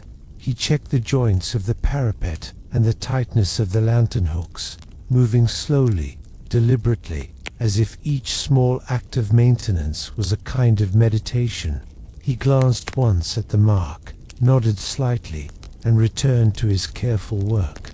As twilight fell, the sky softened into layers of gold and lavender. Lanterns were lit along the inner walk, casting gentle pools of light that glimmered on the stones. The mark remained unchanged, dark and steady. Greyhaven seemed to rest deeper than before, the castle's calm spreading like a warm current through the walls. And for those who lingered near the wall, it felt as though the mark itself was exhaling with them, silent, patient, and completely at peace. Night settled over Greyhaven with a softness that felt almost sacred. The air was cool but not biting, carrying the faint scent of moss and distant wood smoke. Lanterns along the inner walk glowed steadily, their light spilling gently across the stones, forming small circles of warmth in the gathering darkness. The castle itself seemed to slow, moving with the kind of deliberate ease that only centuries of endurance can teach. Illawan arrived quietly, her shawl draped lightly over her shoulders, and paused before the wall. She didn't need to approach the mark closely. Simply being near it was enough.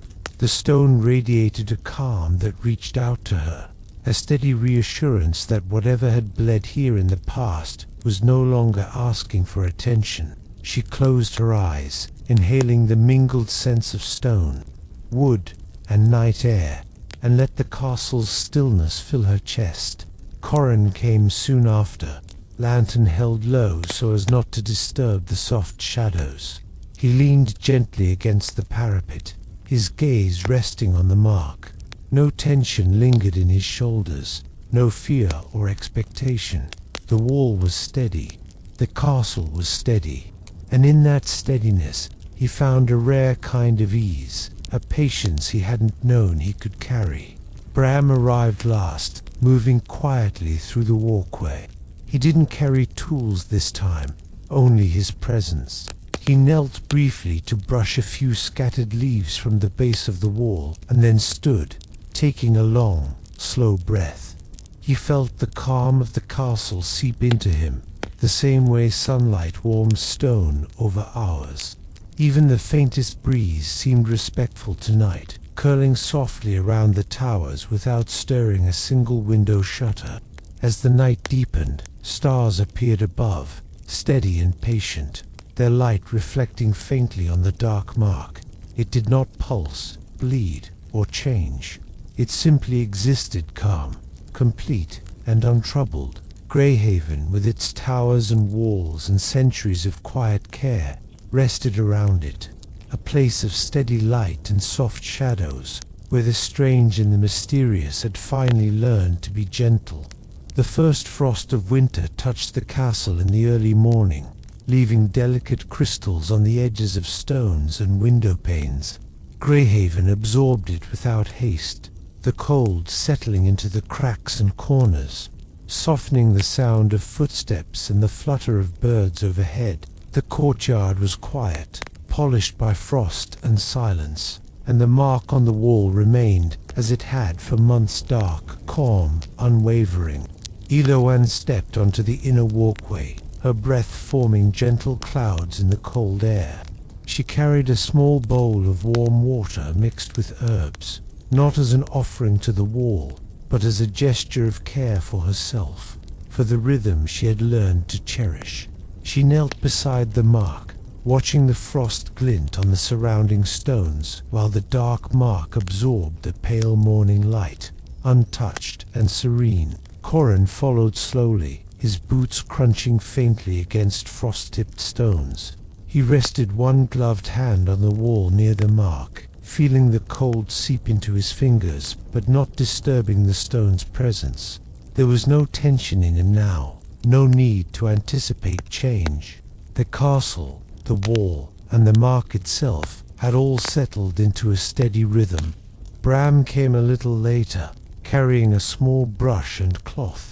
He brushed frost away from the nearby walk, careful to leave the mark undisturbed. Each stroke was deliberate, each pause a quiet acknowledgement of the castle's slow, measured heartbeat.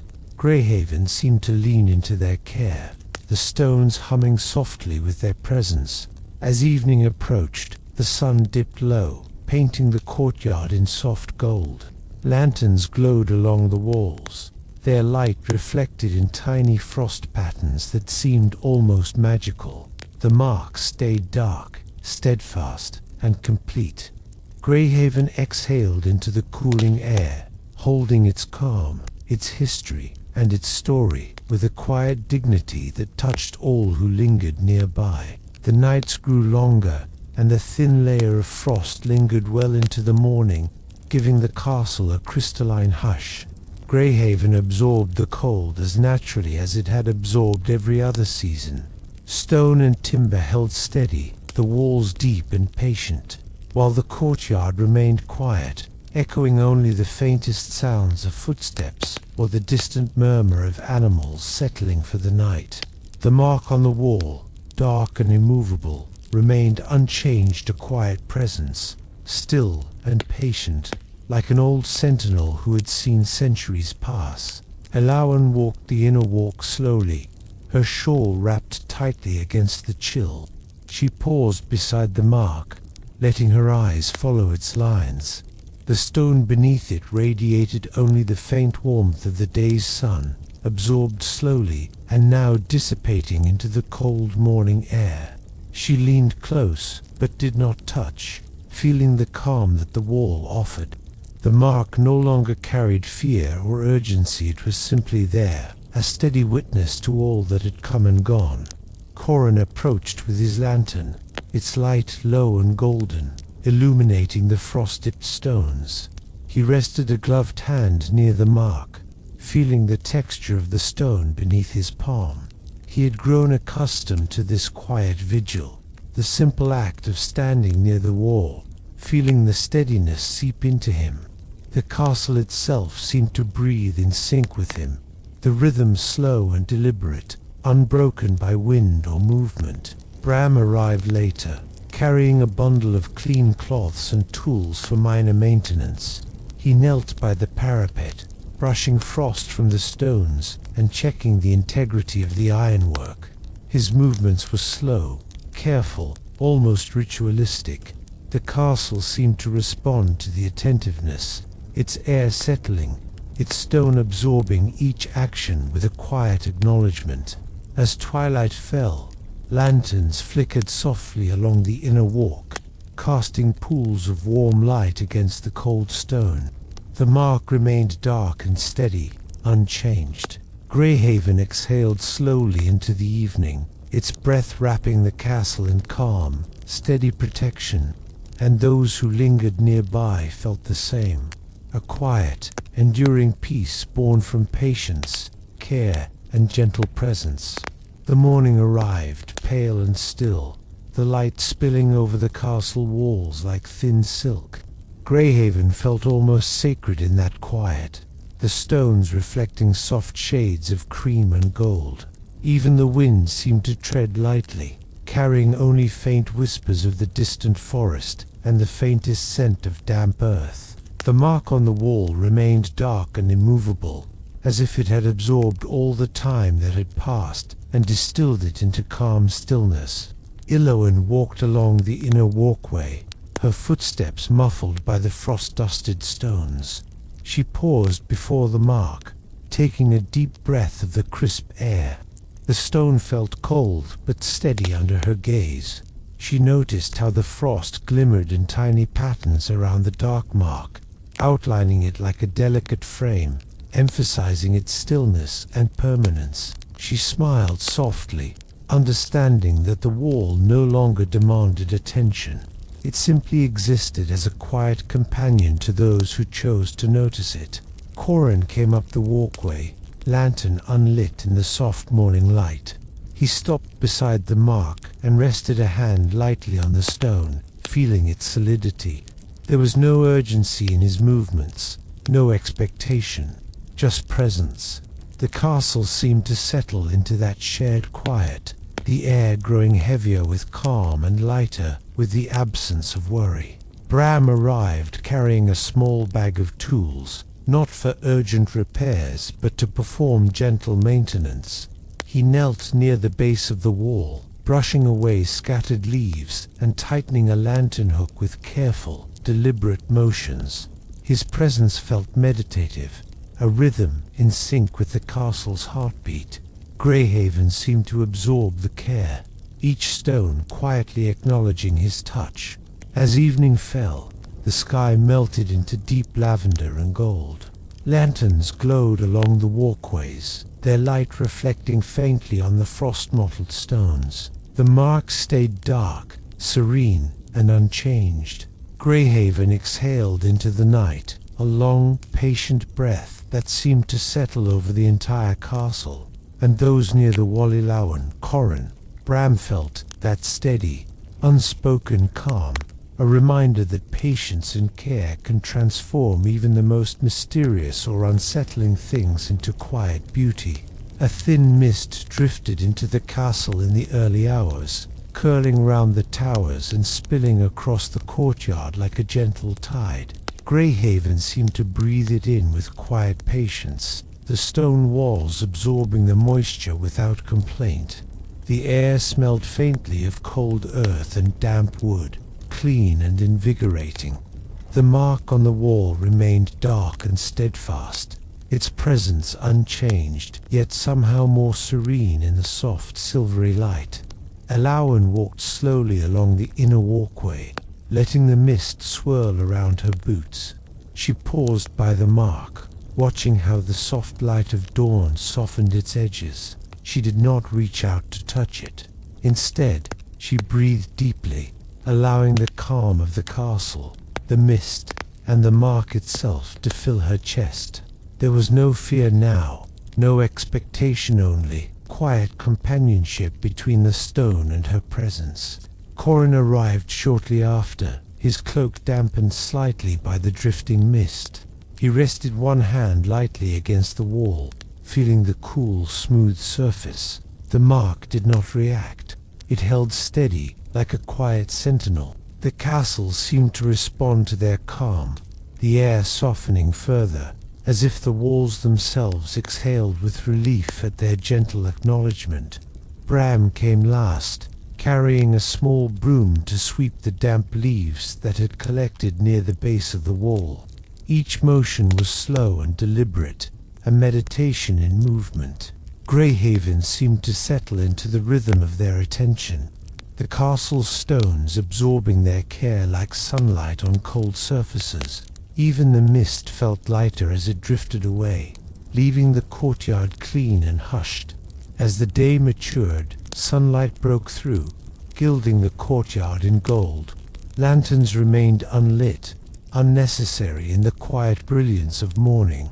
The mark stayed dark, steady, and serene, a silent testament to the passage of time, the patience of the castle, and the enduring calm that those who lingered near it had nurtured.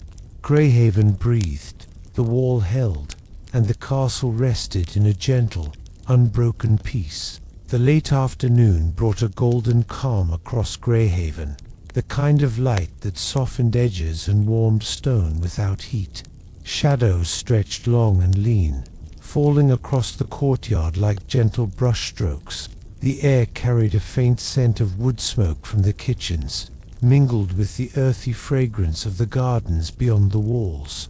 The mark on the wall remained dark and unmoving, steady and complete, as if it had become part of the rhythm of the castle itself. Iloan wandered slowly along the inner walkway, her steps unhurried, her breath quiet in the cool air. She paused by the mark, studying the subtle shifts of light across its surface. The edges, once sharp in her memory, now seemed softened by years of observation and care. She felt a deep sense of ease, as though the wall had taught her to slow down, to notice, to accept without questioning. Corin appeared soon after, carrying a lantern, though the sunlight still bathed the stones in warmth. He leaned against the wall at a respectful distance, hand resting lightly on the cool stone. The mark did not react. Its presence was quiet and firm, like an anchor in the gentle flow of time. Corin exhaled slowly, letting the calm of Greyhaven settle into his bones, a rare serenity that seemed to hum softly through the walls. Bram arrived with a bundle of straw to scatter along the damp parts of the walkway, careful not to disturb the mark. His motions were deliberate, slow, almost ceremonial. He paused to admire the frost patterns beginning to form in shaded areas, letting the small act of maintenance become a moment of mindfulness. Greyhaven seemed to resonate with their attention, the air itself softening, vibrating faintly with the castle's long, patient memory. As twilight approached, lanterns were lit along the inner walk, casting gentle pools of golden light against the stone. The mark stayed dark, serene, unchanged. Greyhaven exhaled into the night, steady, patient, complete, and those who lingered near Italo and Corin, Bram felt the same quiet truth, that care, patience, and presence are more powerful than fear, and that even the most mysterious places can settle into a calm and enduring peace. A soft hush fell over Greyhaven as the evening deepened, the kind of quiet that seemed to settle into every stone, every timber beam, every shadowed corner. The air was cool and crisp, carrying the faint scent of pine and damp earth from the distant woods. Lanterns glowed gently along the inner walkways, their light reflecting on the cold stones in gentle amber pools. The mark on the wall remained dark and unwavering, a constant in the slow rhythm of the castle's life. Iluan moved along the parapet, her shawl wrapped tightly around her shoulders. She paused before the mark, letting her eyes follow its subtle contours. It seemed to absorb the soft lantern light without changing, neither fading nor growing more pronounced. She inhaled deeply, tasting the cool night air, and felt a profound stillness settle in her chest. The wall no longer demanded attention. It simply existed, quietly steady, and she was grateful to witness it. Corin appeared soon after, moving softly along the walkway. He rested a hand against the wall near the mark, feeling the steady, solid stone beneath his palm. There was no expectation now, fear, no anxiety, no anticipation. The castle, the wall, and the people within it had all learned a new rhythm, to exist with patience, to hold space without judgment, to rest in quiet awareness. Bram arrived carrying a small lantern of his own. He knelt briefly to sweep a few scattered leaves from the courtyard, careful and deliberate, then stood to admire the mark from a respectful distance. The castle seemed to respond to their shared calm, its air vibrating faintly with the rhythm of presence and attentiveness. Even the wind that whispered through the towers seemed slower, softened by the quiet care of those who lingered here. As night fully settled, stars appeared above, sharp and still in the clear sky. The mark remained dark, complete, and serene. Greyhaven exhaled softly into the night, the steady breath of centuries settling through every corridor and stone. And those who watched the caretakers, the observers, the quiet companions of the castle felt that same stillness bloom within them, a lasting peace born of patience, care, and gentle attention. The next morning broke softly over Greyhaven, the sun rising pale and gentle, spilling a warm glow across the frost-kissed courtyard. Each stone seemed to catch the light differently, some shining like polished glass, others muted and steady. The castle seemed almost alive in the early hours, moving with the rhythm of dawn, breathing slowly into the cool air. The mark on the wall remained dark, silent, and immovable, a quiet anchor in the flowing light. Eloanne walked the inner walkway, her boots making faint impressions in the frost. She paused beside the mark, allowing herself to simply watch. She noticed the subtle textures, the way the stone held tiny flecks of frost, the way shadows deepened the grooves of the impressions beside it. She felt a soft warmth bloom inside her chest, not from sunlight, but from the calm reassurance of something ancient and steady. Corin arrived carrying a lantern, though the sun had long begun its ascent. He leaned lightly against the wall near the mark, letting the weight of his presence blend with the stillness of the castle. The stone beneath his palm was cool, steady, and unmoving. He did not speak, nor did he need to. The quiet between them felt like a conversation, a dialogue in silence that only the patient could hear. Bram moved along the walkway next, carrying a small bundle of straw to scatter on icy patches. Each step was careful, deliberate, a meditation in motion. He paused briefly beside the mark, nodding faintly, appreciating the way the wall seemed to exist in perfect equilibrium. Greyhaven seemed to exhale around them, its walls and towers holding the centuries of care, attention, and patience like a secret lullaby. As afternoon drew near, the sky warmed to soft shades of gold and rose. Lanterns remained unlit, unnecessary in the gentle brightness. The mark stayed dark and complete, unchanged, a silent testament to the castle's enduring calm. And all who lingered near Italo and Corin, Bram felt the same quiet steadiness, a sense that some mysteries, when met with patience and care, can become gentle companions rather than burdens. Evening arrived with a gentle hush, the sky painted in soft purples and deepening blues. Greyhaven exhaled slowly into the cooling air, the castle's stones radiating the faint warmth of the day. Lanterns were lit along the inner walkways, casting pools of golden light that shimmered on the frost-dusted stones. The mark on the wall remained as it had for many seasons, dark, still, and resolute, neither changing nor demanding attention. Eloanne walked along the parapet, her shawl wrapped snugly around her shoulders. She paused near the mark, noticing the way lantern light traced the edges of the dark stone, casting delicate shadows that moved slowly with the flicker of the flames. She felt an unusual calm settle in her chest, a sense of completion, as if the wall had quietly taught her to hold patience and presence in the same way it held its own story. Corin appeared shortly after, moving carefully along the inner walkway. He rested a hand lightly on the wall, feeling the cool smoothness beneath his fingers.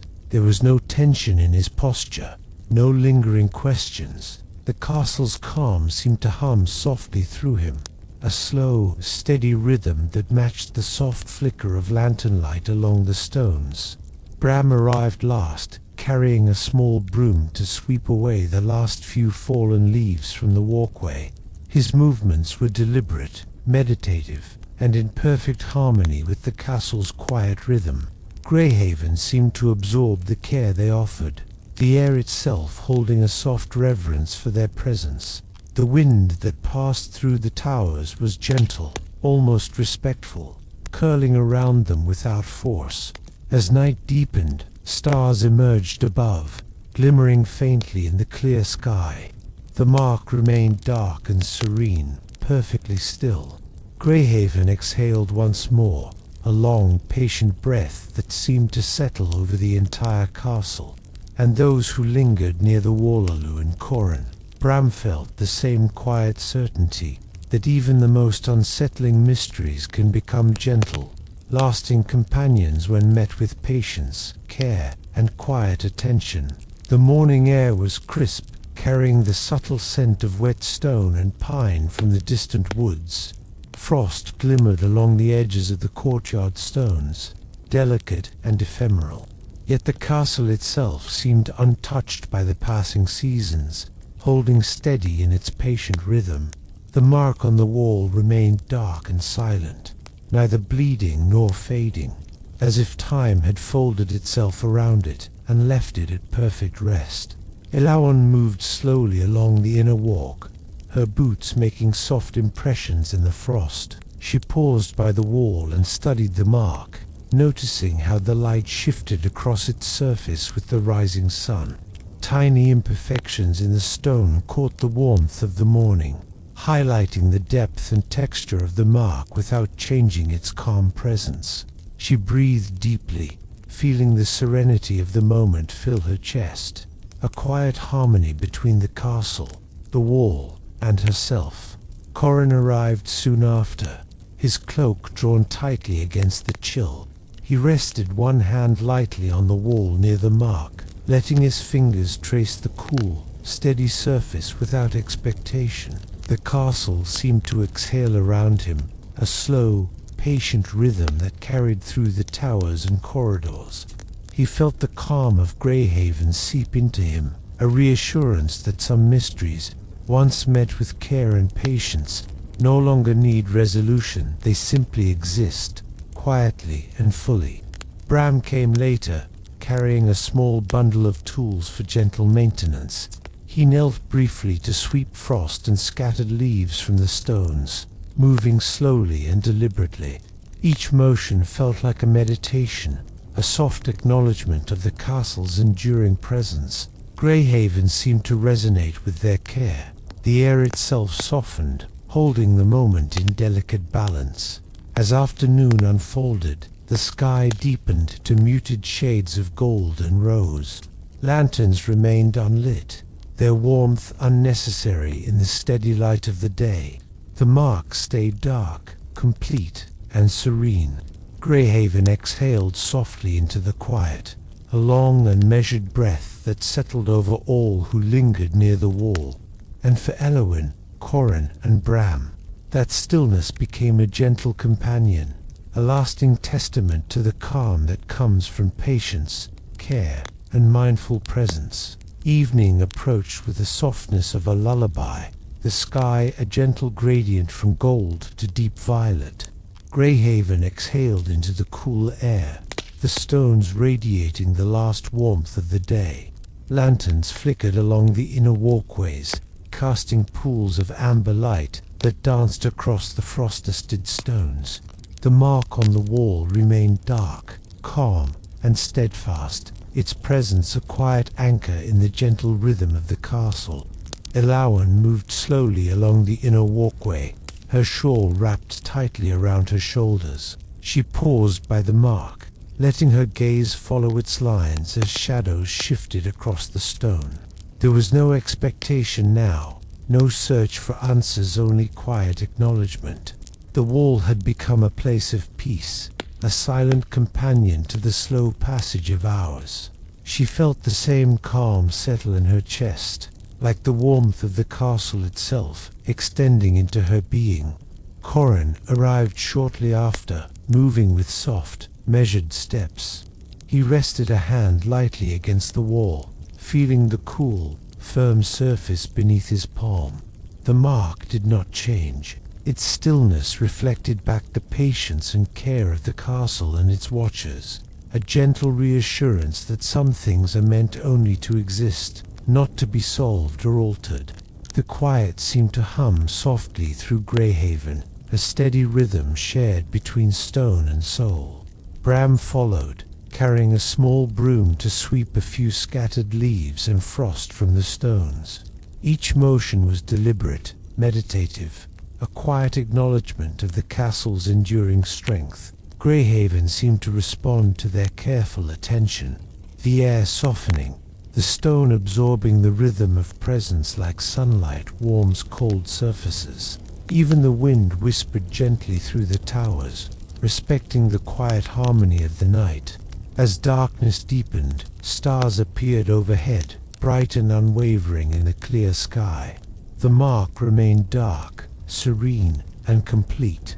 Greyhaven exhaled once more into the night, the castle's steady breath settling over every stone, every corridor, every shadow, and those who lingered near the Wallalow in Corran Bram felt the same enduring calm, a quiet, unbroken peace born of patience, care, and mindful presence.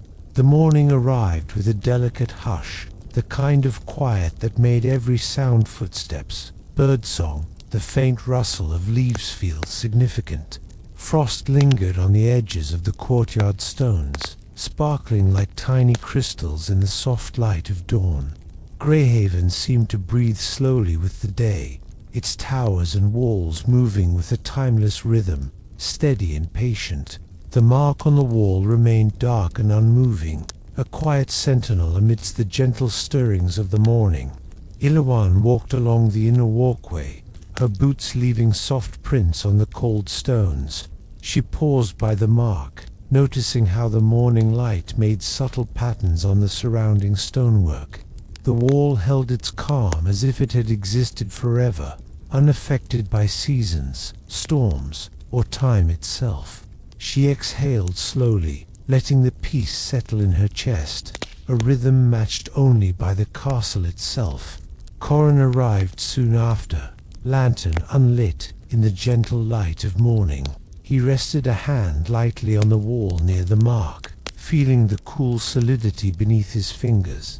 He closed his eyes briefly, listening to the faint creaks of timber, the distant murmur of a bird, and the soft rustle of the courtyard leaves. The castle seemed to absorb the quiet, amplifying the serenity, and he felt a rare, deep ease in that stillness. Bram came last, carrying a small bundle of tools for minor maintenance. He knelt to sweep the frost and fallen leaves from the stones, moving deliberately and without hurry. Each movement was a meditation, a quiet acknowledgement of the enduring strength of the castle and the patience it inspired. Greyhaven seemed to respond, the stones and air vibrating softly with the calm rhythm of care and presence. As the day unfolded, the sky deepened to soft shades of gold and pale blue.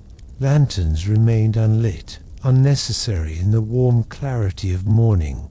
The mark stayed dark, steady, and serene. Greyhaven exhaled once more, a patient, gentle breath that settled over the castle and its inhabitants. And for Illawan, Corran, and Bram, that calm became a quiet companion, a reminder that patience, care, and mindful attention can transform even the most mysterious or unsettling presences into enduring peace. The afternoon drifted slowly across Greyhaven, soft light spilling through narrow windows and warming the courtyard stones. Shadows shifted gradually, stretching across the walls and towers, moving with the sun's slow journey across the sky. The castle seemed to breathe with the day, each stone exhaling warmth, each corridor holding its quiet rhythm. The mark on the wall remained dark and steadfast, a patient presence amid the gentle flow of time. Illawan wandered along the inner walkway, her steps slow and deliberate. She paused beside the mark, noticing the subtle play of light on its surface and how the surrounding stones seemed to cradle it gently.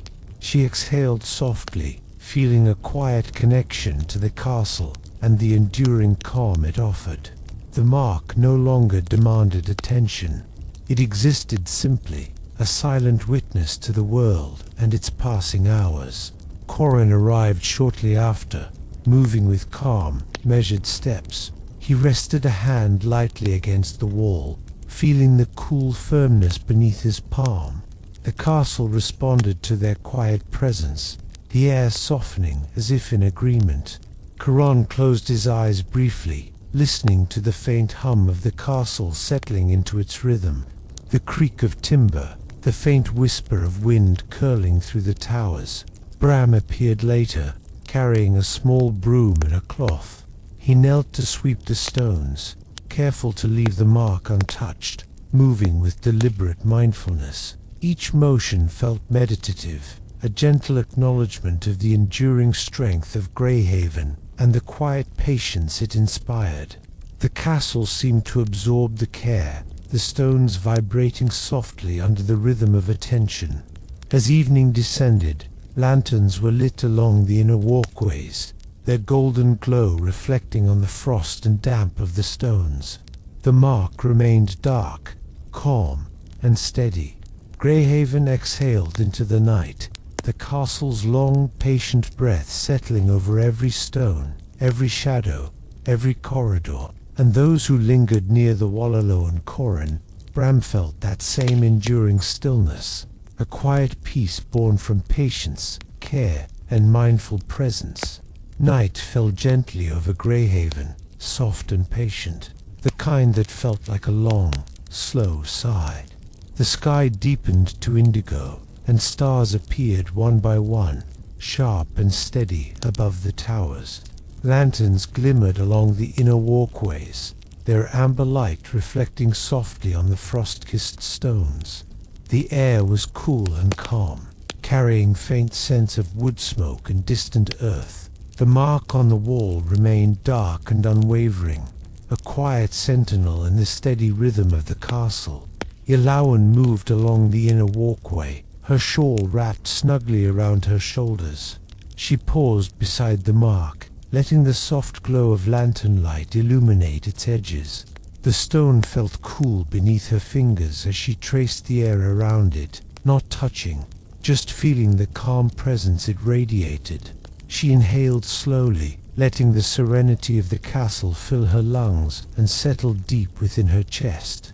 Corin arrived, moving quietly along the walkway. He rested a hand lightly on the wall near the mark, feeling the cool, steady stone beneath his palm. The castle seemed to hum softly around them, the quiet rhythm of centuries vibrating through each beam and stone. He exhaled slowly, aware of the rare and lasting calm that had taken root, Hera calm, born of patience, care, and quiet observation. Bram followed, carrying a small broom to sweep the last few leaves that had drifted across the stones. His movements were deliberate, almost ceremonial, a meditation in motion. Greyhaven seemed to respond to their presence, the air softening, the walls absorbing the rhythm of their care.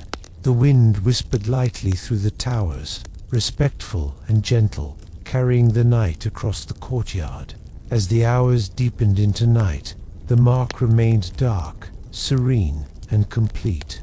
Greyhaven exhaled once more, a long, measured breath that settled over the castle, the towers, the walkways, and all who lingered near. And for Ellawen, Corin, and Bram, that calm became a lasting companion, a quiet, unbroken peace woven into every step, every breath, every heartbeat. The first light of dawn seeped gently into Greyhaven, painting the castle in soft, golden hues. Mist lingered in the courtyard, curling around the stones and drifting lazily along the inner walkways.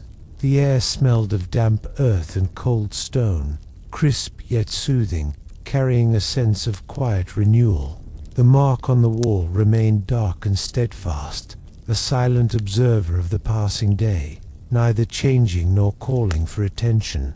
Ellawen moved along the parapet slowly, her footsteps cushioned by frost and mist. She paused beside the mark, letting her gaze linger on the subtle patterns in the stone, the way light and shadow danced over its edges. She breathed deeply, feeling the calm of the castle enter her lungs and settle in her chest. There was no fear, no urgency, only quiet presence, the gift of time spent in steady attention and care. Corin appeared shortly after, his cloak damp from the lingering mist. He rested a hand lightly against the wall near the mark, feeling its firm, unyielding surface. The castle seemed to respond to their quiet presence, the air softening, the stones humming faintly with the rhythm of centuries. He closed his eyes, letting the castle's stillness seep into him, a gentle reassurance that some mysteries are best left to exist, fully and calmly. without interference. Bram arrived later, carrying a bundle of straw to scatter along damp patches in the courtyard. Each movement was deliberate, careful, and meditative. The castle seemed to absorb their attentiveness, the air vibrating faintly with the quiet care they offered. Even the wind that drifted through the towers felt slower, respectful, gentle, as though it too had learned the rhythm of patience and presence. As the day unfolded, sunlight gilded the stones, warming the courtyard and softening the shadows. The mark remained dark, serene, and complete. Greyhaven exhaled softly into the morning, a long, patient breath that settled over every corridor, tower, and shadow. And those who lingered near the Wallaluan Corrin, Bram felt the same quiet calm, a gentle, enduring peace born of care, patience, and mindful presence. Evening descended slowly over Greyhaven, wrapping the castle in a quiet, soothing darkness. The sky was a muted gradient of deep purples and soft blues, dotted with the first glimmering stars. Lanterns along the inner walkways glowed gently, their light reflecting softly on the cold stones. The air was still, carrying only the faintest whispers of wind through the towers. The mark on the wall remained dark, calm, and unwavering, a patient witness to the peaceful rhythm of the castle. Eloann walked the inner walkway with her shawl wrapped tightly around her shoulders. She paused before the mark, watching how the lantern light fell across its surface, tracing subtle lines and shadows. She inhaled deeply, feeling the steady calm of the castle fill her chest. There was no expectation, no tension, only quiet acknowledgement and presence. The mark had become a companion in stillness rather than a mystery to solve. Corrin arrived shortly after, moving softly along the stones. He rested a hand lightly on the wall near the mark, feeling the cool, steady surface beneath his palm. The castle seemed to hum faintly around them, the rhythm of centuries vibrating through every stone and timber. He exhaled slowly, aware of the rare, enduring calm that had settled Heracom, born of patience, care, and gentle observation. Bram appeared last, carrying a small broom to sweep a few stray leaves and frost from the walkway. Each motion was deliberate, measured, a soft meditation in movement. Greyhaven absorbed their attentiveness, the stones holding the rhythm of care like a quiet heartbeat. The wind whispered gently through the towers, respectful of the stillness. As night deepened, stars shone more brightly, and the mark remained dark, serene, and complete. Greyhaven exhaled softly into the night, the castle's steady breath settling over every corridor, every tower, every shadow. Eloann, Corrin, and Bram lingered near the wall, sharing in the quiet, unbroken peace, a gentle, enduring calm born from patience, care, and mindful presence. The night settled over Greyhaven like a soft blanket, wrapping every tower, every corridor, every stone in quiet, unwavering calm. The air was crisp and gentle, carrying faint scents of pine and cold earth, and the sky above shimmered with countless stars, steady and patient. The mark on the wall remained dark, serene, and complete, a silent sentinel that had endured through months, seasons, and countless quiet moments. Eloann approached the wall one last time, her steps slow and deliberate. She wrapped her shawl around her shoulders and let her gaze linger on the mark. It no longer held fear, mystery, or urgency. It simply existed, a quiet companion in the gentle rhythm of the castle. She exhaled deeply, letting the calm of Greyhaven fill her chest and settle into her bones. Corrin arrived behind her, his lantern unlit, the soft glow of the stars enough to guide his way. He rested a hand lightly on the wall, feeling its steady presence beneath his palm. No words were needed. This moment was shared in silence, in understanding, in the patient acknowledgement of time. care, and quiet presence. Bram knelt briefly to sweep the stones near the base of the wall, his movements deliberate and unhurried, a meditation in motion. He paused, straightened, and looked toward the mark with a small, satisfied nod. Greyhaven seemed to exhale softly, a long, steady breath that carried through every corridor, every tower, every shadow. The castle had settled, the wall had settled, and those who lingered near it felt the same enduring peace. As the stars shone overhead, the castle's gentle rhythm lulled all within its walls into quiet rest. The mark remained dark, still, and complete, a testament to patience, care, and mindful presence. Greyhaven held its stories, its history, and its calm, and now so did Elowen, Corrin, and Bram. Thank you for joining this journey through Greyhaven. Let the castle's steady calm carry you into rest. Breathe deeply, exhale slowly, and feel the quiet presence of this ancient, gentle place. Remember to like, subscribe, and comment below. Share your thoughts, your moments of peace, or even your own experiences with quiet places that soothe the soul. May your night be calm, your dreams gentle, and your rest deep.